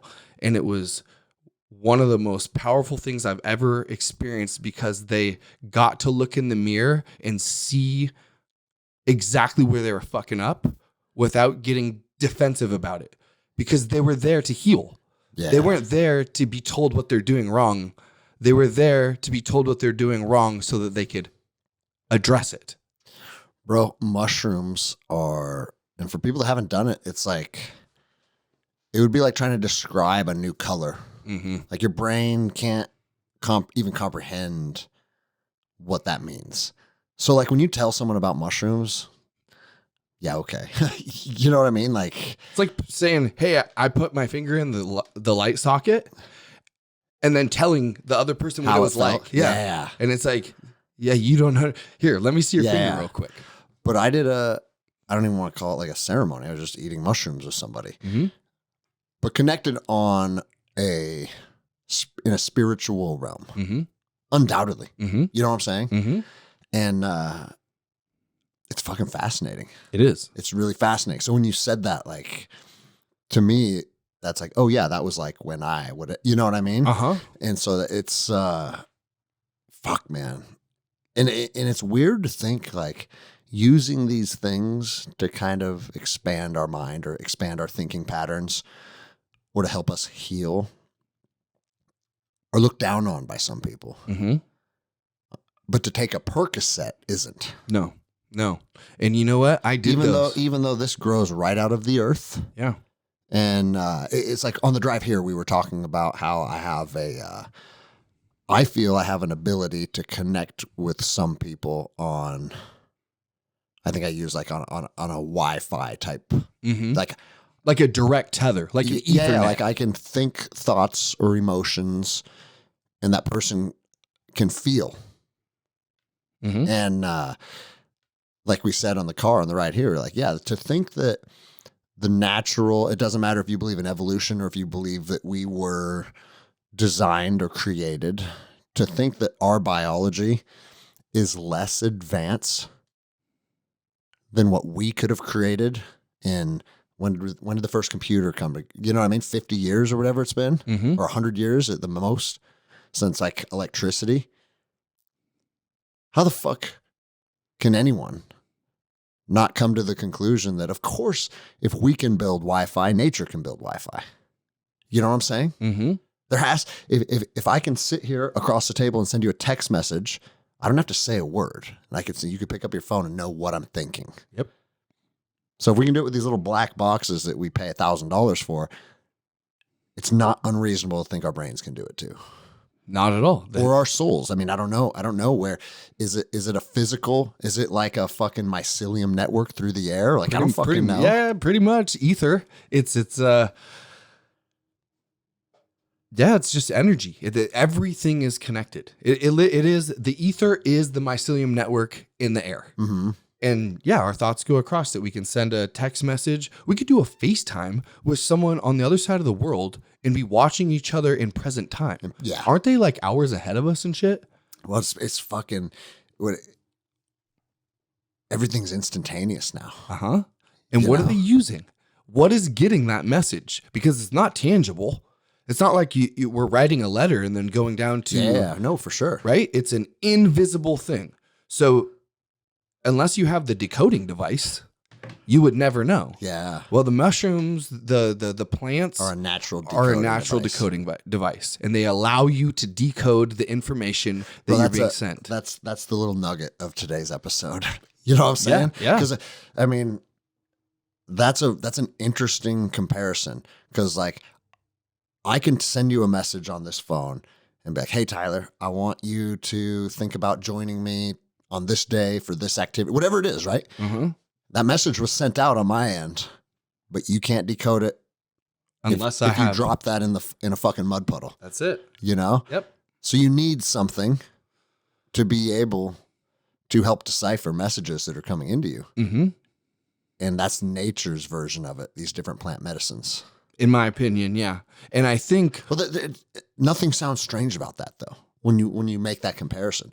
Again, it goes back to what I said. Of course, nature or your creator or evolution has come up with just as advanced technology as our fucking monkey brains have. Right? You know? It's wild. It's fucking wild. I mean, we can't create creatures yet. I know we want to. I know. You know? Yeah. We can do a lot of crazy things. And I think also the true medicine in it is that the plant acts as the decoding device, but then once you decode it, you no longer need the plant. Mm-hmm. You build the software program to decode it without the plant. Permanently or just for certain aspects of life?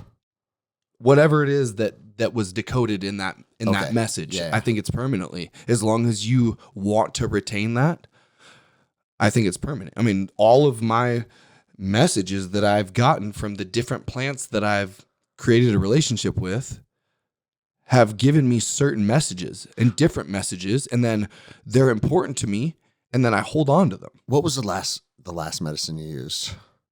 Sassafras. Sassafras. Mm-hmm. What is that? It's like root. It's a root from a sassafras tree. And it is a hallucinogen? No. I mean, it can be, but they say that marijuana can be a hallucinogen too. So, and I don't know about this hallucinogen shit anymore, because a hallucinogen, when three people are seeing the same thing, it's like, this ain't a fucking hallucination. It's a gateway. Or like you said, it's unlocking. It's unlocking a broader frequency. I've heard a lot of people, and I didn't have this at my ceremony, but I've heard a lot of times people have told me the same story where it's like, you're in a room with 8 guys and everybody's watching the same hallucination without talking about it. 100%. And integration the next day, they're like, hey, that little like strange devil that was walking around the fire. And then everyone's like, oh, you saw that too? Oh, you saw that too? You know? Yeah. So yeah, you're right. There's something to that. So to me, that tells me one of two things. Either A, there's literally something walking around the fire and the medicine unlocks our ability to perceive it. Mm-hmm. Or B, we've all connected our brains together and we're sharing thoughts as one. Mm-hmm. What's the difference? That's what I'm saying. Yeah, who knows? Because then what is real? Uh-huh. Is real... Like, what is real? You know? know? is there a little devil? And the reason I'm saying that is because that happened to one of my friends. Uh-huh. That's a specific incident. Yeah. Little devil holding a stone behind him like this. And multiple people saw the same thing. Yeah. You know? And so what is real? It was real to them, was it? Yeah. Was it thoughts or was it really there? You don't know. But well, bro, I start to think about that through in relation to this entire existence. This literally every single thing that I see and that I hear and that I interact with, this is all just part of this movie that's playing in front of me. Yeah, it's part of the Matrix. And then everybody else has their movie, and it's not the same. Nope. You know? Fuck, dude. When you show me the other Stones and Bones Shaman. Yeah. Dude, what's that? Dude, I'm always going to laugh at the name, and not because it's like in a derogatory way. Yeah. But dude, you got to admit, it's funny knowing my buddy Tyler, who a couple years ago you weren't on, you've always been an interesting, like knowledge seeking, Yes. experience, like relationship building motherfucker. But you've certainly went on this new journey in the last, was it 2 years? Yeah, about 2 years. 2 years. Yeah. And yesterday you told me, bro, I finally figured it out. I retrieved I'm my a soul. Bones and Stones Shaman. And I just started laughing, bro. I know. It's like, dude, I gotta just laugh and have fun with it and love it, dude. Because again, just like you said, is that little devil walking around the fire, is it real or is it in your head? And what's the difference? Mm-hmm. Same thing applies to that. Yeah. You know what I'm saying? What is a Bones and Stones Shaman? Is that really something you were in an ancestral dimension where it's been like this version of yourself coming back to revisit Earth over and over and over? Or is all of this part of the movie that's playing in front of you right now for you? The best way I can describe it is just what I personally experienced. Yeah. And what I personally experienced is that bitch pulling the sword out of you. Yes. Fuck, yes. I personally experienced 2 energetic swords being ripped out of me. I personally experienced fucking seeing my dad at the funeral connect with me, talk to me, which I just did a podcast, my 1-year anniversary podcast, talked about my whole journey. So if you guys are interested in that, go over to Compassionate Viking, and it's my 1-year anniversary soul retrieval podcast. Through that, it was episode 52. Episode 52. Yep. And through that, it seems to me like what I have done is I have gone back into multiple past lives throughout time and have retrieved little fragmented pieces of my soul in each of those lifetimes. This one came from like long time ago, which why it feels like my root. I have been lost until I found this, and I found this. And then it goes directly into all of the stuff that I've acquired. That's why it's your compass, bro. Yes. Because with this, I now know what we're doing, and I can now actually teach the world what we're fucking doing. So we're not stuck ever even getting on the first of the goddamn journey. Yeah. Once we go through this thing and we get to hear, which is the Othala, which stands for home, ancestral knowledge, and wisdom. Once we can get that, this thing just reloops, and now you can just travel. You've reached enlightenment. You can travel. You could go to the root, the middle, the ascension. What people need to understand, though, is that you don't want to get too far into the spiritual without coming back into the 3D realm, because if you tether too far away, you will not want to come back. This is what happens with suicide a lot of the times, is that they have already decided that they are done with the 3D realm, even though they are still here, and they start to wander away. And the further you get away, the harder it is to come back. So this is why it's so important for me to harness this power and teach this power of we cannot just be down here, you guys. We always have to make these two number one at all times. But this is primal shit. This is just fucking fighting, feasting, which is eye for an eye and survival. Humans aren't just wild animals. We are very special. We have a conscious soul. So therefore, we are here to be able to ascend. But we must remember that we have to have all of these in place, or else we're not holding our power justly, and we're going to end up destroying that circle of life rather than putting the gold ribbon around it. It's a lot. I know. It's a lot to take in, bro. I know, dude. And I'm just sitting at my house. Because what is the point of any of it? Yeah, and regardless if you believe in this or you believe in anything, it's just like... My thing's lessons. It's just lessons for your soul to learn. This is earth school to me. Yeah. Fuck, man.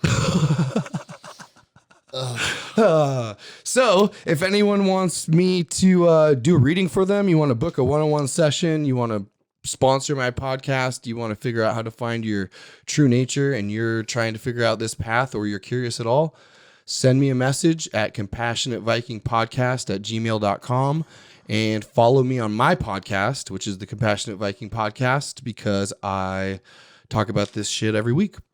Dude. And like I told you, even last week at Guns and Geese, you know, one of the students is like, I want to hit Guns and Geese Pacific Northwest either next summer or the following summer, just based on schedule. But if I come up there, do I get to meet Tyler Stanaway? And I said, bro, you want to hear a funny story? Last Guns and Geese, how many people? A third of the class. Fucking Jenny sends me a message and I'm like, what's up? Because I knew everyone was out there. Yeah. And so I was a little concerned. Maybe she needed help, something, you know? And I'm reading it and it's like, hey, can you come to the beach? And I'm like, isn't Guns and Geese there? She's like, yeah, they want you to come. Everybody and wants I was like, Tyler's. I'm not a part of it. Yeah. Well, the fuck you aren't. Yeah. Okay, roger that. Let's fucking hang out. Let's learn some shit. And I fucking talk. I was actually being pulled out to start assisting healing on people. Yeah. Out in the dark on the rocks. And all it is a lot of it is talk therapy. So, bro, yeah, a talk therapy. Yep. Because people are comfortable with that. Yep. That's the first step. That's it. But I mean, and that's also kind of what motivated us to start the programs is it's because how often are people grabbing you and pulling you aside or sending you an email saying, hey, I need help with this. Yeah. It's everyone, bro. It's all the time. And it's in all the realms. It could be like, dude, I'm out of shape. It could be I'm having rough time with my wife. It could be I don't have a good relationship with my kids. It could be I have fucking everything I could ever dream of, but for some reason I'm just miserable. And in your perspective is I'm not there to help you with any of that. I'm here to help you heal. Yeah. And then you figure all that out. That's it. And I can only help you heal if you're willing to heal yourself because I am not your fucking savior. Yeah. There is no savior, dude. See, so no one's coming to save you still applies. 100%. 100%. Yeah, people feel it, man. Yeah. I don't know though, now that you have put a title on it as a Bones and Stones Shaman, That's it. you might have just stepped over the line of reasonableness. 100%. Dude, I want to call this episode The Bones and Stones Shaman with Tyler Stanaway. Absolutely. Absolutely. The craziest part about I it. love it, bro. The craziest part about it, dude, is like, I couldn't have dreamed this in a million years. Okay. I was working in the union making parts for Microsoft not very long ago. And then I go drink some fucking ayahuasca one time and she's like, okay, you need to start. Stop. What? It's just, no, I'm saying I remember when you, like, as this journey started to take the initial steps, you're like, I have to stop all that bullshit. Yeah. Just Yo, stop, dude. you're done. What are you doing? You're a medicine man. Yeah. And it was like, what? I don't even know what that is. I've never even heard of that. And I start planting all my own herbs. Am I going to be a fucking tincture man? Am I going to sell you lavender? Like what? Maybe. Maybe. And all of a sudden here I am. And it's like, no, it's all my medicine. It's not just, we don't have to do mushrooms if that's not for you. Maybe we just use the runes. Maybe we do readings. Maybe you have a question about your future. Am I making the right decision? Or what's happening? You know, maybe it's like, hey, my dad just fucking was diagnosed with cancer. You know, how long is he going to live? And the thing is, I can't give you the final thing. I can give you the most likely possibility or most likely outcome because at the end of the day, we all have free will. Yeah. You know what I mean? So that's where it's following your heart. You can come to me for all of these different things in different fucking ways. And now I realize I am a medicine man. I am a Stones and Bones shaman. Bro. We've been looking for a shaman for us forever. And it's like, hey, I'm it, bro. As we're sitting here, I'm envisioning someone somewhere driving in their car, listening to this episode and thinking, he's insane. Fuck yeah. So if you're that person that thinks he's insane, just know Tyler's sitting here laughing about it. Hey, Yeah. I have no words for it because Yeah. it's just as insane to me As as anything else. anybody else. Yeah. It's that I can't deny it anymore. Where is this stuff coming from? If I'm just a body, who's giving me these thoughts? And if I'm the one giving me these thoughts, then who's the guy listening? And then it's like, I know myself so well that I know who's listening and I know what thoughts are mine. And then all of a sudden, out of nowhere, there's all of these other thoughts that are not my thoughts. See, but they are my thoughts. They're my higher self. You want to talk about feeling fucking crazy? Yeah. I've always said this. I feel like I'm two humans. Uh-huh. Literally. Like I go to war in my head sometimes. Sometimes it's dumb shit. Like, hey, you need to work out today. I don't want to work out today. What the fuck are you talking? Why? You know what I mean? It's like, they call it like multiple personality disorder.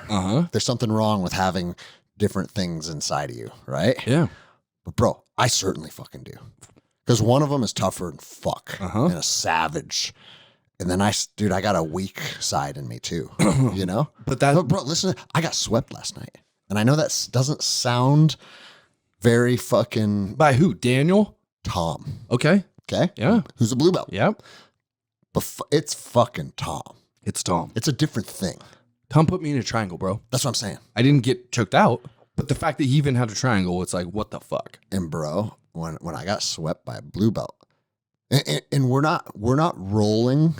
Oh, no, we were rolling. But I'm saying this wasn't an instructional role for a blue belt.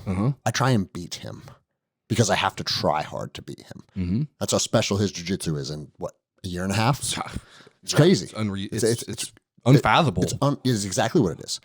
And then I got swept by him last night when I was going 100% not trying to get swept. And that doesn't happen to me anymore. It would happen to me if I went and trained with fucking the checkmat competition team. You know what I'm saying?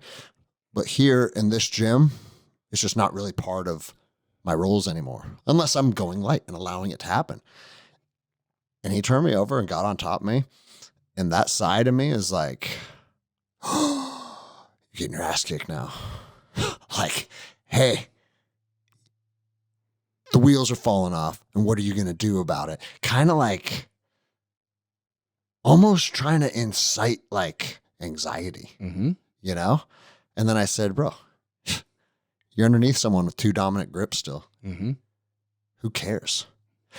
And then had to have a little discussion about it in real time.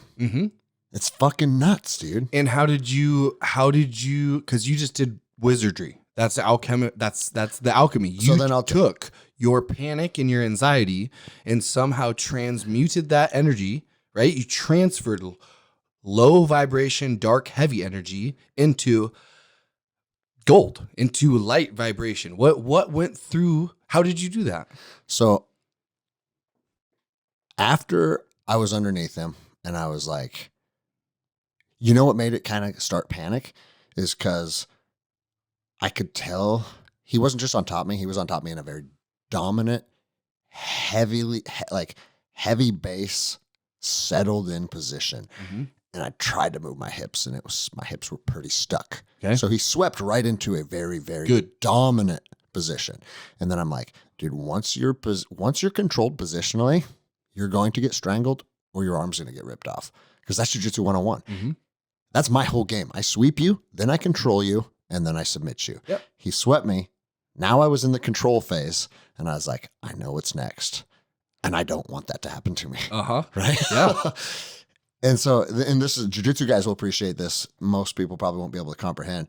But he's so technical that I got grips that could prevent him from attacking me.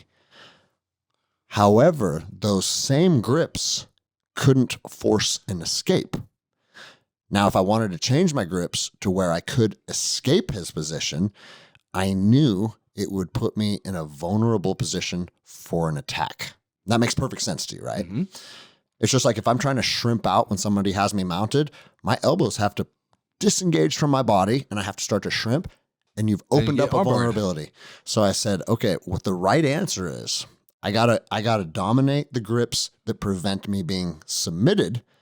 And then instead of trying to force an escape, I'm going to wait for him to make movement. And then I'm going to regard. And it's like we both knew it. Because I got my grips and I settled in. Yep. And I was like, I'm safe here. And now I have to wait for my opportunity. He was waiting for me to do the opposite. And create an escape. And so we had this probably a minute where neither one of us really moved.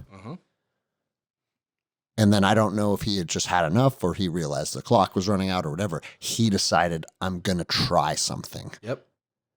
And I regarded off it. Mm-hmm. And I was like, oh, fuck.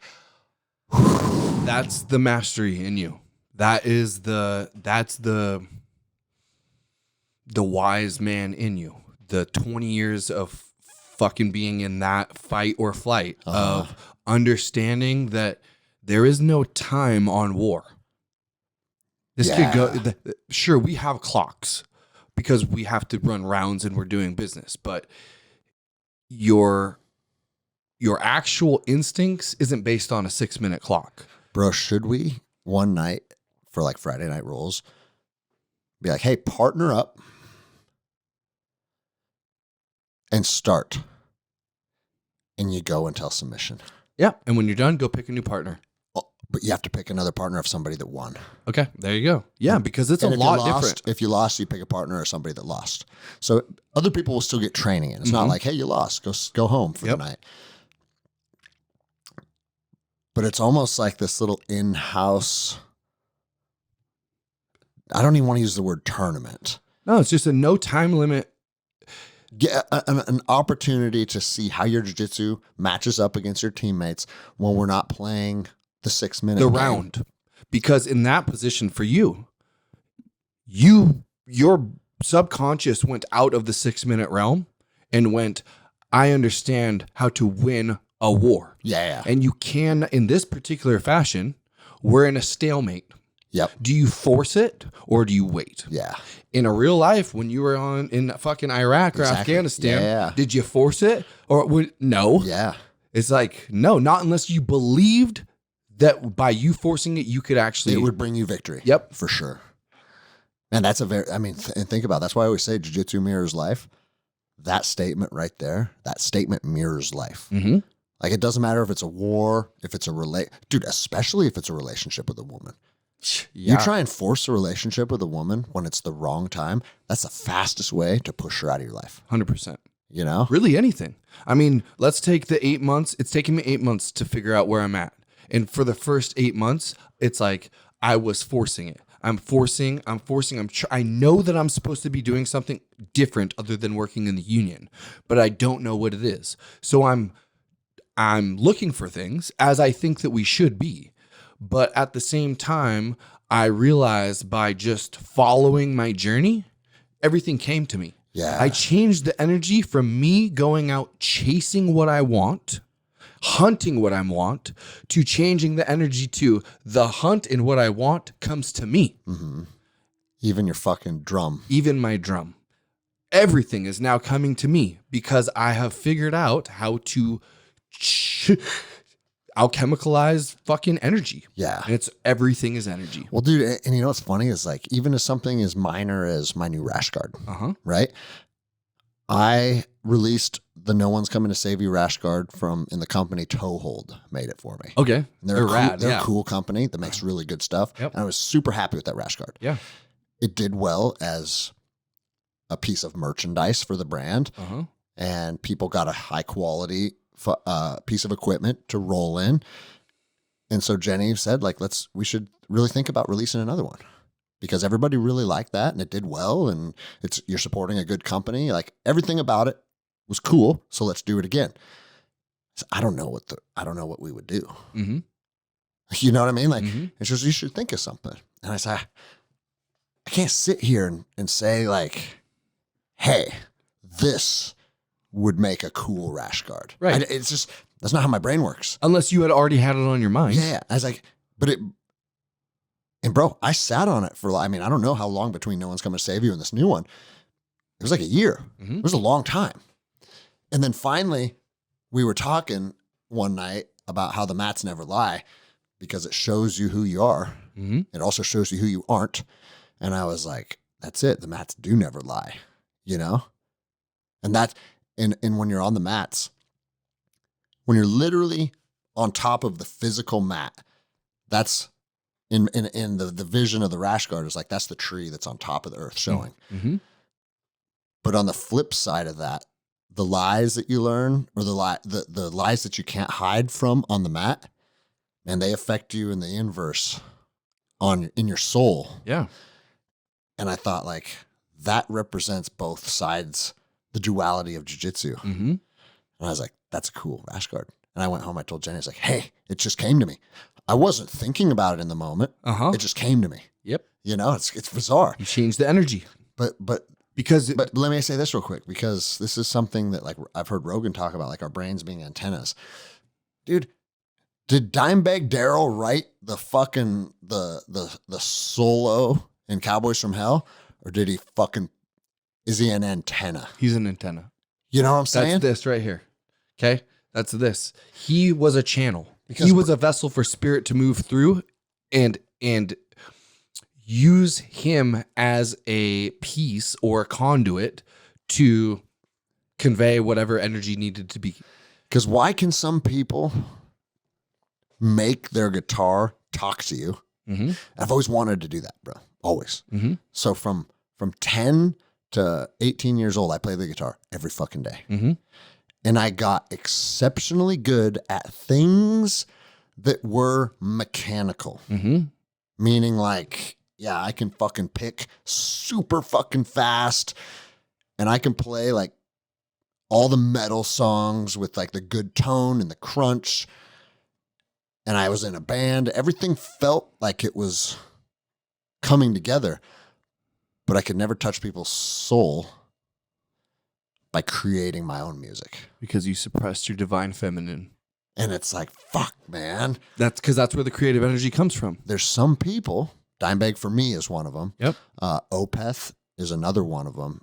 And one that is like a very mainstream household name is Jerry Cantrell from Alice in Chains. Yeah. He can make you feel emotion with a guitar. Mm-hmm. There doesn't even have to be vocals. No. The tone and how he matches notes together touch your emotion. And to me, that, as far as guitar players going, that's mastery level guitar playing. Yeah, because they've actually channeled their true authentic self rather than trying to play something that somebody else that is done or that they thought was cool. Yeah. It's different. I mean, sure, you can get inspiration. I'm sure Jerry Cantrell has many inspirations. Of course. However, he's channeling his divine feminine, which is not order, which is not form, mechanic, like the fucking masculine. You put your fingers here to play this scale or this chord. On the divine feminine side, which is chaos and creation, life force energy. And so therefore things are going to be maybe not like to the T in a cookie cutter square box. Yeah. You can't bend that fucking note like that. That's not in there. That sounds sharp. The fuck I can't watch. And your heart goes, oh, I needed that. Right? Yeah, dude. That's because he's channeling spirit from the divine feminine. And this is the thing of what I'm noticing now of us men who are now becoming fucking, we realized that we were being sissy, right? We gotta fucking be savage men, which 100%. But if we only focus on the divine masculine, we're going to be a bunch of military people longing for creation. We have to be able, like, it is not being a bitch or sissy by channeling your divine feminine when you're a man. You're getting it mixed up. Being a bitch is not divine feminine. That's being insecure, lack of confidence. Those are wounds. Yeah. Your divine feminine is your ability to create, invent, imagine, vision, and let spirit move through you. Like when I'm using my medicines, it's not me. It's me doing what Jerry and Dimebag were doing. It's that this is my guitar. Yeah.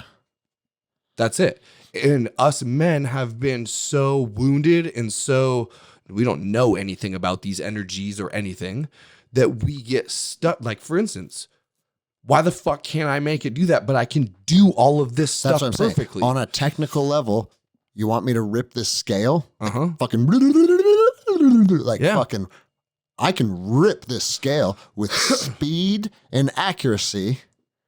But is it coming from your heart? But that's not creating. No. You know? Nope. And I've always said, this is what's fascinating about musicians.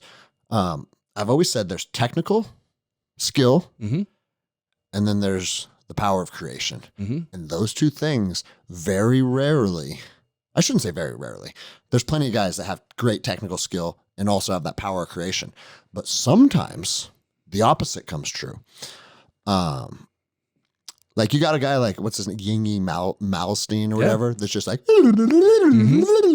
setting fucking land speed records on a fretboard. Yep. Ugh. You interested in listening to that down the road? Nothing about it touches my soul. No. Right? No. It just doesn't. Me either. And it's like he shows an exceptional level. And I'm not trashing on the guy. I'm just saying that's however he puts those notes together. It doesn't resonate with me. Maybe there's someone that does. Yeah. Right? But then you got on the other end of the spectrum, there are bands that technically are shit. They're not very good. They're like their technical ability. Like, for example, do you remember that band, The Presidents of the United States? Okay. Yep. Bro, they took off the last 3 or 4 strings on their guitar because like, we don't know how to solo or play those strings. Right. We just know rhythm. Yep. And I didn't like that band, but a lot of people did.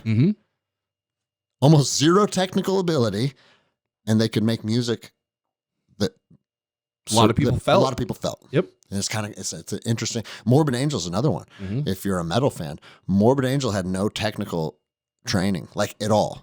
Can't read music, don't understand chord progressions, don't understand even how to like. He had a guitar as a kid. No one ever told him shit. Yeah. And now he's created fucking 15 albums with a very legendary band. You know, it's kind of cool. Fucking Jimi Hendrix learned to play his guitar upside down. Is that true? Yes. It's just like my brother. My little brother rips guitar and he's left-handed. Well, we never had enough money. Never strung it the other way, huh? No, he just flipped it upside down. And my little brother's the same way. He'll take your guitar and he'll flip it upside down. Your 6th string will be at the bottom, and it'll literally be upside down. All your pickups and everything will be at the top, and it's completely fucked up and doesn't sit in your lap well at all. And my little brother will Fucking shred. Yeah, because we only had 2 guitars. I'm wondering if, like, how our bodies work, having your bigger, thicker strings on the top, and as you move down, it becomes how you solo. You know? Yep. Is there any technical reason why, if you completely flip that, it would change anything? I don't know, but I know that when we got. So I do think downward picking has like a heavier crunch to it for a metal guy. Yeah. As opposed to up picking. Up picking, yes. On that guitar, it would be perceived as up picking. And then the bottom one would be crunched, which would accent, and you'd be like, "Oh, I love the up pick." Yeah. Right? And but I think the answer to your question, at least a little bit of it, is when my brother finally did get a left-handed guitar and it was strung the proper way. It took him a little bit to get used to because the orientation was flipped upside down, but he became exponentially better at guitar. Really? Yeah. So there probably is a reason behind how that's constructed then. Yeah, because he couldn't really solo and shit, and he can now. It went from like pretty good to like, Austin, go grab your guitar and let me light up a joint and fucking slay, brother. Nice. And dude. he'd be like, all right. And he's got, flying V axes and all sorts of cool ones. Let me ask you this. When's the last time you played your guitar? Oh, fuck. I would say every 2 years I'll pull it out and then I'll remember how much I like it and I will invest time in it for a week or 2. And then that cycle closes again. What if you decided, I kind of want to test it. I want to test so that I can validate it. But first you have to agree to the test. I need to test. You want me to test. My test is this. Okay. I want you to write down how you feel today. Okay? Just however you feel. And say the last time that I played my guitar. And then I'm going to say every day for at least 5 minutes. Okay? 5 minutes is not very long. No, of course not. Every day for 5 minutes for the next, 21 days. That's the name. That's the number that came up. You play your guitar. You pick it up and you play it for 5 minutes. If you want to play more. Or more. Okay. Yep. No problem. But at least 5 minutes. before you go to fucking sleep. And in 21 days, I want to see how you feel. Okay. Because there's something like I can feel you right now. Let's do this. You know that I miss it. You can feel it. I can feel it. It's part of your true nature. I will start the 21 days on November 18th. Okay. Because I'm going to be out of town until the 17th. Yep. And there's no point in. So yeah. No, because it's not an actual like test. It's I want to see how the medicine that I just prescribed you actually works. Now, when you say write down how I feel, just about life in general. Yeah. Okay. Because I feel fucking great right now. Write it down. Okay. I feel great. I feel write down how you feel. Yeah. Don't fucking sugarcoat it. Yeah. No, bro. I've talked about it on the show a handful of times, but like, I've been very open and authentic with listeners about my journeys through depression and hard times and PTS. And maybe I'm naive saying this, but I'm pretty sure that stuff's over. Mm-hmm. Mm-hmm. You know what I mean? Yeah. I mean, if I go through some future fucking tragedy and like my world's turned upside down, will I get pulled back there? Right now, I don't think it's possible. Dude, I don't. Okay. Do you believe that you feel the best that you possibly could? No, Okay. Not that either. Okay. I'm not saying like I'm absolutely ascended to the top. I'm nowhere near it, but I know I'm not going back down to the You're bottom. in a good place. You know what I'm saying? Yep. Yeah. Yep. And that bottom's fucking scary, bro. Oh, hell yeah, it is. It You is, unless we learn how this thing works. And then it's no longer scary because you will have acquired tools to where when the blue belt flips you upside down and you're stuck under there, instead of you being a white belt and getting submitted, you were able to gather yourself and make the correct decision no matter what emotion you were feeling. Yeah. That's the symbology of life. It's spiritual jujitsu is what I'm doing. Speaking of spiritual jiu-jitsu, I want to get your thoughts on this. Did I tell you about my buddy coming to me with some suicidal ideations? Okay. And I'm not going to say who it is, obviously. Mm-hmm. But the other day, I went out and I sat with a friend at the ocean and talked about life and really got in the weeds. Mm-hmm. And he's like, there's a part of me that's just kind of ready to move on. I don't really want to be here anymore. And he described why and some of the things he was facing and some of the stuff that's been bringing him pain. And bro, you know what I said to him? It's the first time. And I've had talks with buddies that trying to talk him out of suicide and then they've blown their brains out. Yep. Right? Yep. And one particular, my last buddy that shot himself, we had back and forths with this. And I'd call him and he'd be like, thank you so much. I feel fucking better. Like I needed that conversation. Thanks for talking me off the ledge. Back and forth a little bit. And then I get a phone call. Hey, you hear Jordan shot himself. And I felt heavy. I felt like I'd let him down. Mm-hmm. Right. And I would say over the last couple of years, I've come to the conclusion that it's like, dude, that's not my burden to bear. Yep. If you want to kill yourself, I'm your friend. When you decide to leave planet Earth, I'm not going to be sad for you anymore. Mm-hmm. Because if you've made the decision to leave as a friend, I'm just going to respect it. And good, bad, it is what it is. Mm-hmm. And I'm not going to feel sad for you. I'm just going to appreciate the time that I had as your friend. So now fast forward to a couple of weeks ago, I have another buddy coming to me. And he goes, hey, man, expressing kind of deep depression and not wanting to live anymore. Mm-hmm. And I said, you know what, bro?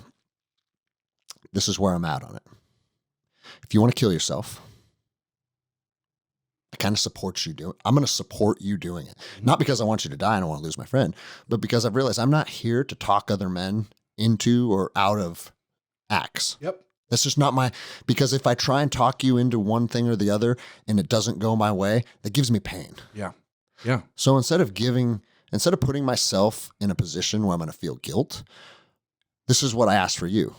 I'm here to talk to you. I'm here to give you what I perceive as good advice, or I should say my perspective, and you can perceive that as good or bad advice. Mm-hmm. But if you want to kill yourself, I literally just want a conversation. And not a conversation because I want to say, don't do it. Please don't do it. A conversation I can shake your hand and say, I appreciate the time that we were friends. Thank you for giving me that. Mm-hmm. And bro, he said it's the heaviest conversation he's ever had. I bet. And it was very healing for him. Of course. Because you gave him your medicine, man. You put the pride and ego aside. You stood up for your true authentic self. You stood in your power and you delivered the medicine. And he went home and made some massive changes in life. Because you're a healer too. Fuck, dude. That's it. I don't We're know. helping people. And how does that make you feel? Like, it gives me goosebumps. Bro, it was. Sitting here. Yeah, it was crazy. It's powerful. I mean, you helped someone because you went from trying to save them to assisting them. Mm-hmm. You weren't their savior. When we try to go and save and heal, and then they go do that, who gets hurt? Yeah, me. You do. So But yeah, one- that's. I mean, and even self-admittedly, I came to that conclusion on how I'm going to deal with suicide in the future. Because harboring guilt for another man's choice is not something I should put myself through. Mhm. Because that was his decision to make, and so that's where I've landed on that topic. And I'm not kidding you, bro. I'm not kidding you. If he'd went and shot himself that night, and I got that phone call, I'd say I'm glad I got to spend that last night with him. But I'm not gonna fucking blame myself for that kind of shit at Right. all. Of course. You know, That's not your burden to carry. it's not my burden to carry, man. or your energy to hold. Yeah. Because a lot of times we go and try and, obviously that friend of yours is wounded. Mm-hmm. And he's searching for some healing. And he's like, if I can't get any healing, I'm fucking out. Yeah. I'm too wounded to continue on. I need to go. And so the universe works very nicely. It puts pieces together. It connects souls before bodies. And obviously that was divine timing. And I want to tell you this too. Sorry, listeners, but there's another part of that story that I want to share with you. Okay. Once we're done recording. Okay. And the reason I can't share it on the air, and again, I apologize, that's kind of a fucked up thing to say. That's but it would personal. It would shine a light on who it was. Yep. Not my place to do that. Yep. 100%. Okay. And so what I realize is, like, by you doing that, by all of this timing matching up perfectly, it's like that had to happen right now because you came to the conclusion. You had changed the energy from I'm going to save to I'm going to accept this. Because one of our biggest things is us trying to heal wounded people who aren't actually wounding themselves. We artificially wound them, and then we take on all that energy. Mm-hmm. And then we don't know how to get rid of it. It's just stagnant chi within us. I'm very proud of you for the way that you handled that, bro. Fuck yeah, man. You got a stripe on your boobo. Hell yeah, dude. Yeah. All right. Well, fuck, man. We're at 2 hours and 10 minutes, and that's where we need to wrap this up. Cool. I actually had more stuff I want to talk about, but I guess we're just gonna have to save that for next time because it's your mom's journey into jiu-jitsu as a 56-year-old woman. Yep. Is leading her down the path of overall healing in a lot of regards of everything we've talked about today. Mm-hmm. And I'm the weed's wearing off. So if we were too stoned earlier, I apologize, but that's life, right? But I love to be able to show people the path of when you step onto the mats, how not only the lessons that you learn from jiu-jitsu, but the connections, the vibe, the energy, the tribe that you build brings your life into this entirely new direction. And now your mom's feeling it too, as someone that started training here. And it's a little different because a lot of her healing's through you.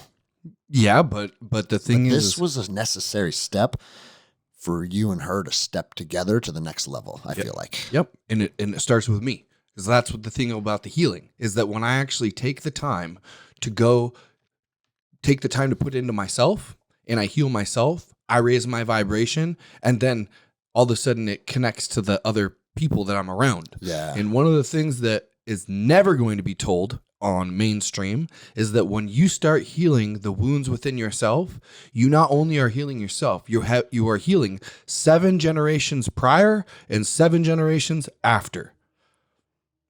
That's a big deal. That's 14 generations that you're healing. Mm-hmm. by you putting in the work on yourself. And I've watched it happen, literally healing within 1 day on my daughter, Tinsley. I chant by me figuring this chanting and drumming and what it actually is Galdercraft. It's a type of magic from Odin, and it's where you speak runes into sound. So then we sing these runes, and that's what my chanting mostly is. It's called Galdercraft. Okay. So by me doing that and unlocking that, I showed Tinsley that it was okay to sing. She loves singing, but she never would. It was the next day we were out. Oh, wow. Yes, dude. The next day after this, I was like, sis, look what I learned. Dad wants to sing now. And I was building a bonfire. Gave her the drum, and she was just drumming. No singing, just drumming. And I'm gathering firewood to start this fire in the woods. And all of a sudden she goes, Dad, I have a song I want to sing. And I was like, and sing it. And she's like, I can't. I said, why not? She goes, I'm just too shy. Bro, it's literally mirroring, dude. What you went through a month ago. The day before. Oh, okay. This was the night before. This was the next day I came home. I see. Okay. And she's like, I can't. And I said, yes, you can. And she says, no, I'm too shy. I said, honey, I just went through this. Dude, let me tell you a little story. Story. How you think Dad just figured out how to chant? I had to do this in front of 30 strangers I've never met before to get past the fear of guilt and shame. It's not about what your voice, it's not about what you're singing or words. It's about you standing in your true authentic power. Who says that it has to fucking be in English? You're being a conduit. You're being a vessel. Back to Dimebag and Jerry. Yeah. Who says it has to be this mechanical way? It's spirit. It's infinite possibility. You want to sing like a coyote? Do it. You want to growl like a demon? Do it. So she's like, okay. And so I handed her the drum and she's doing it. And I kept looking at her and I'm like, you going to sing or what? And she kept giving me this, like, one moment. It's building. She's getting the courage. Yep. Dude. She's building the courage. And all of a sudden she starts fucking singing this song. And I know it because it's one of her root songs. It's not in English, and it's ay, ay, ay, ay, ay, ay, ay, ay, ay. And then she does that 3 times. She knows the rhythm of the beat. I have to hit it a certain way. It has to be done in a circle. She knows the metronome, whether I'm on it or not, and she'll start singing this thing.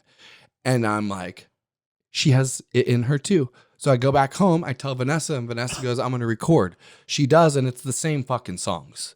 Since that day, my daughter sings every single day and all night in her bed. And she says, I have to figure out how to get my voice to go up and down. And I need my voice to go far out. She wants projection of her intention and her whatever spirit's moving through her. Whatever message she has. At 9 years old. And because I healed and I did that, the next fucking day, I changed my daughter's life forever because she would have never done that if I didn't give her permission. Wow, dude. Fucking A, dude.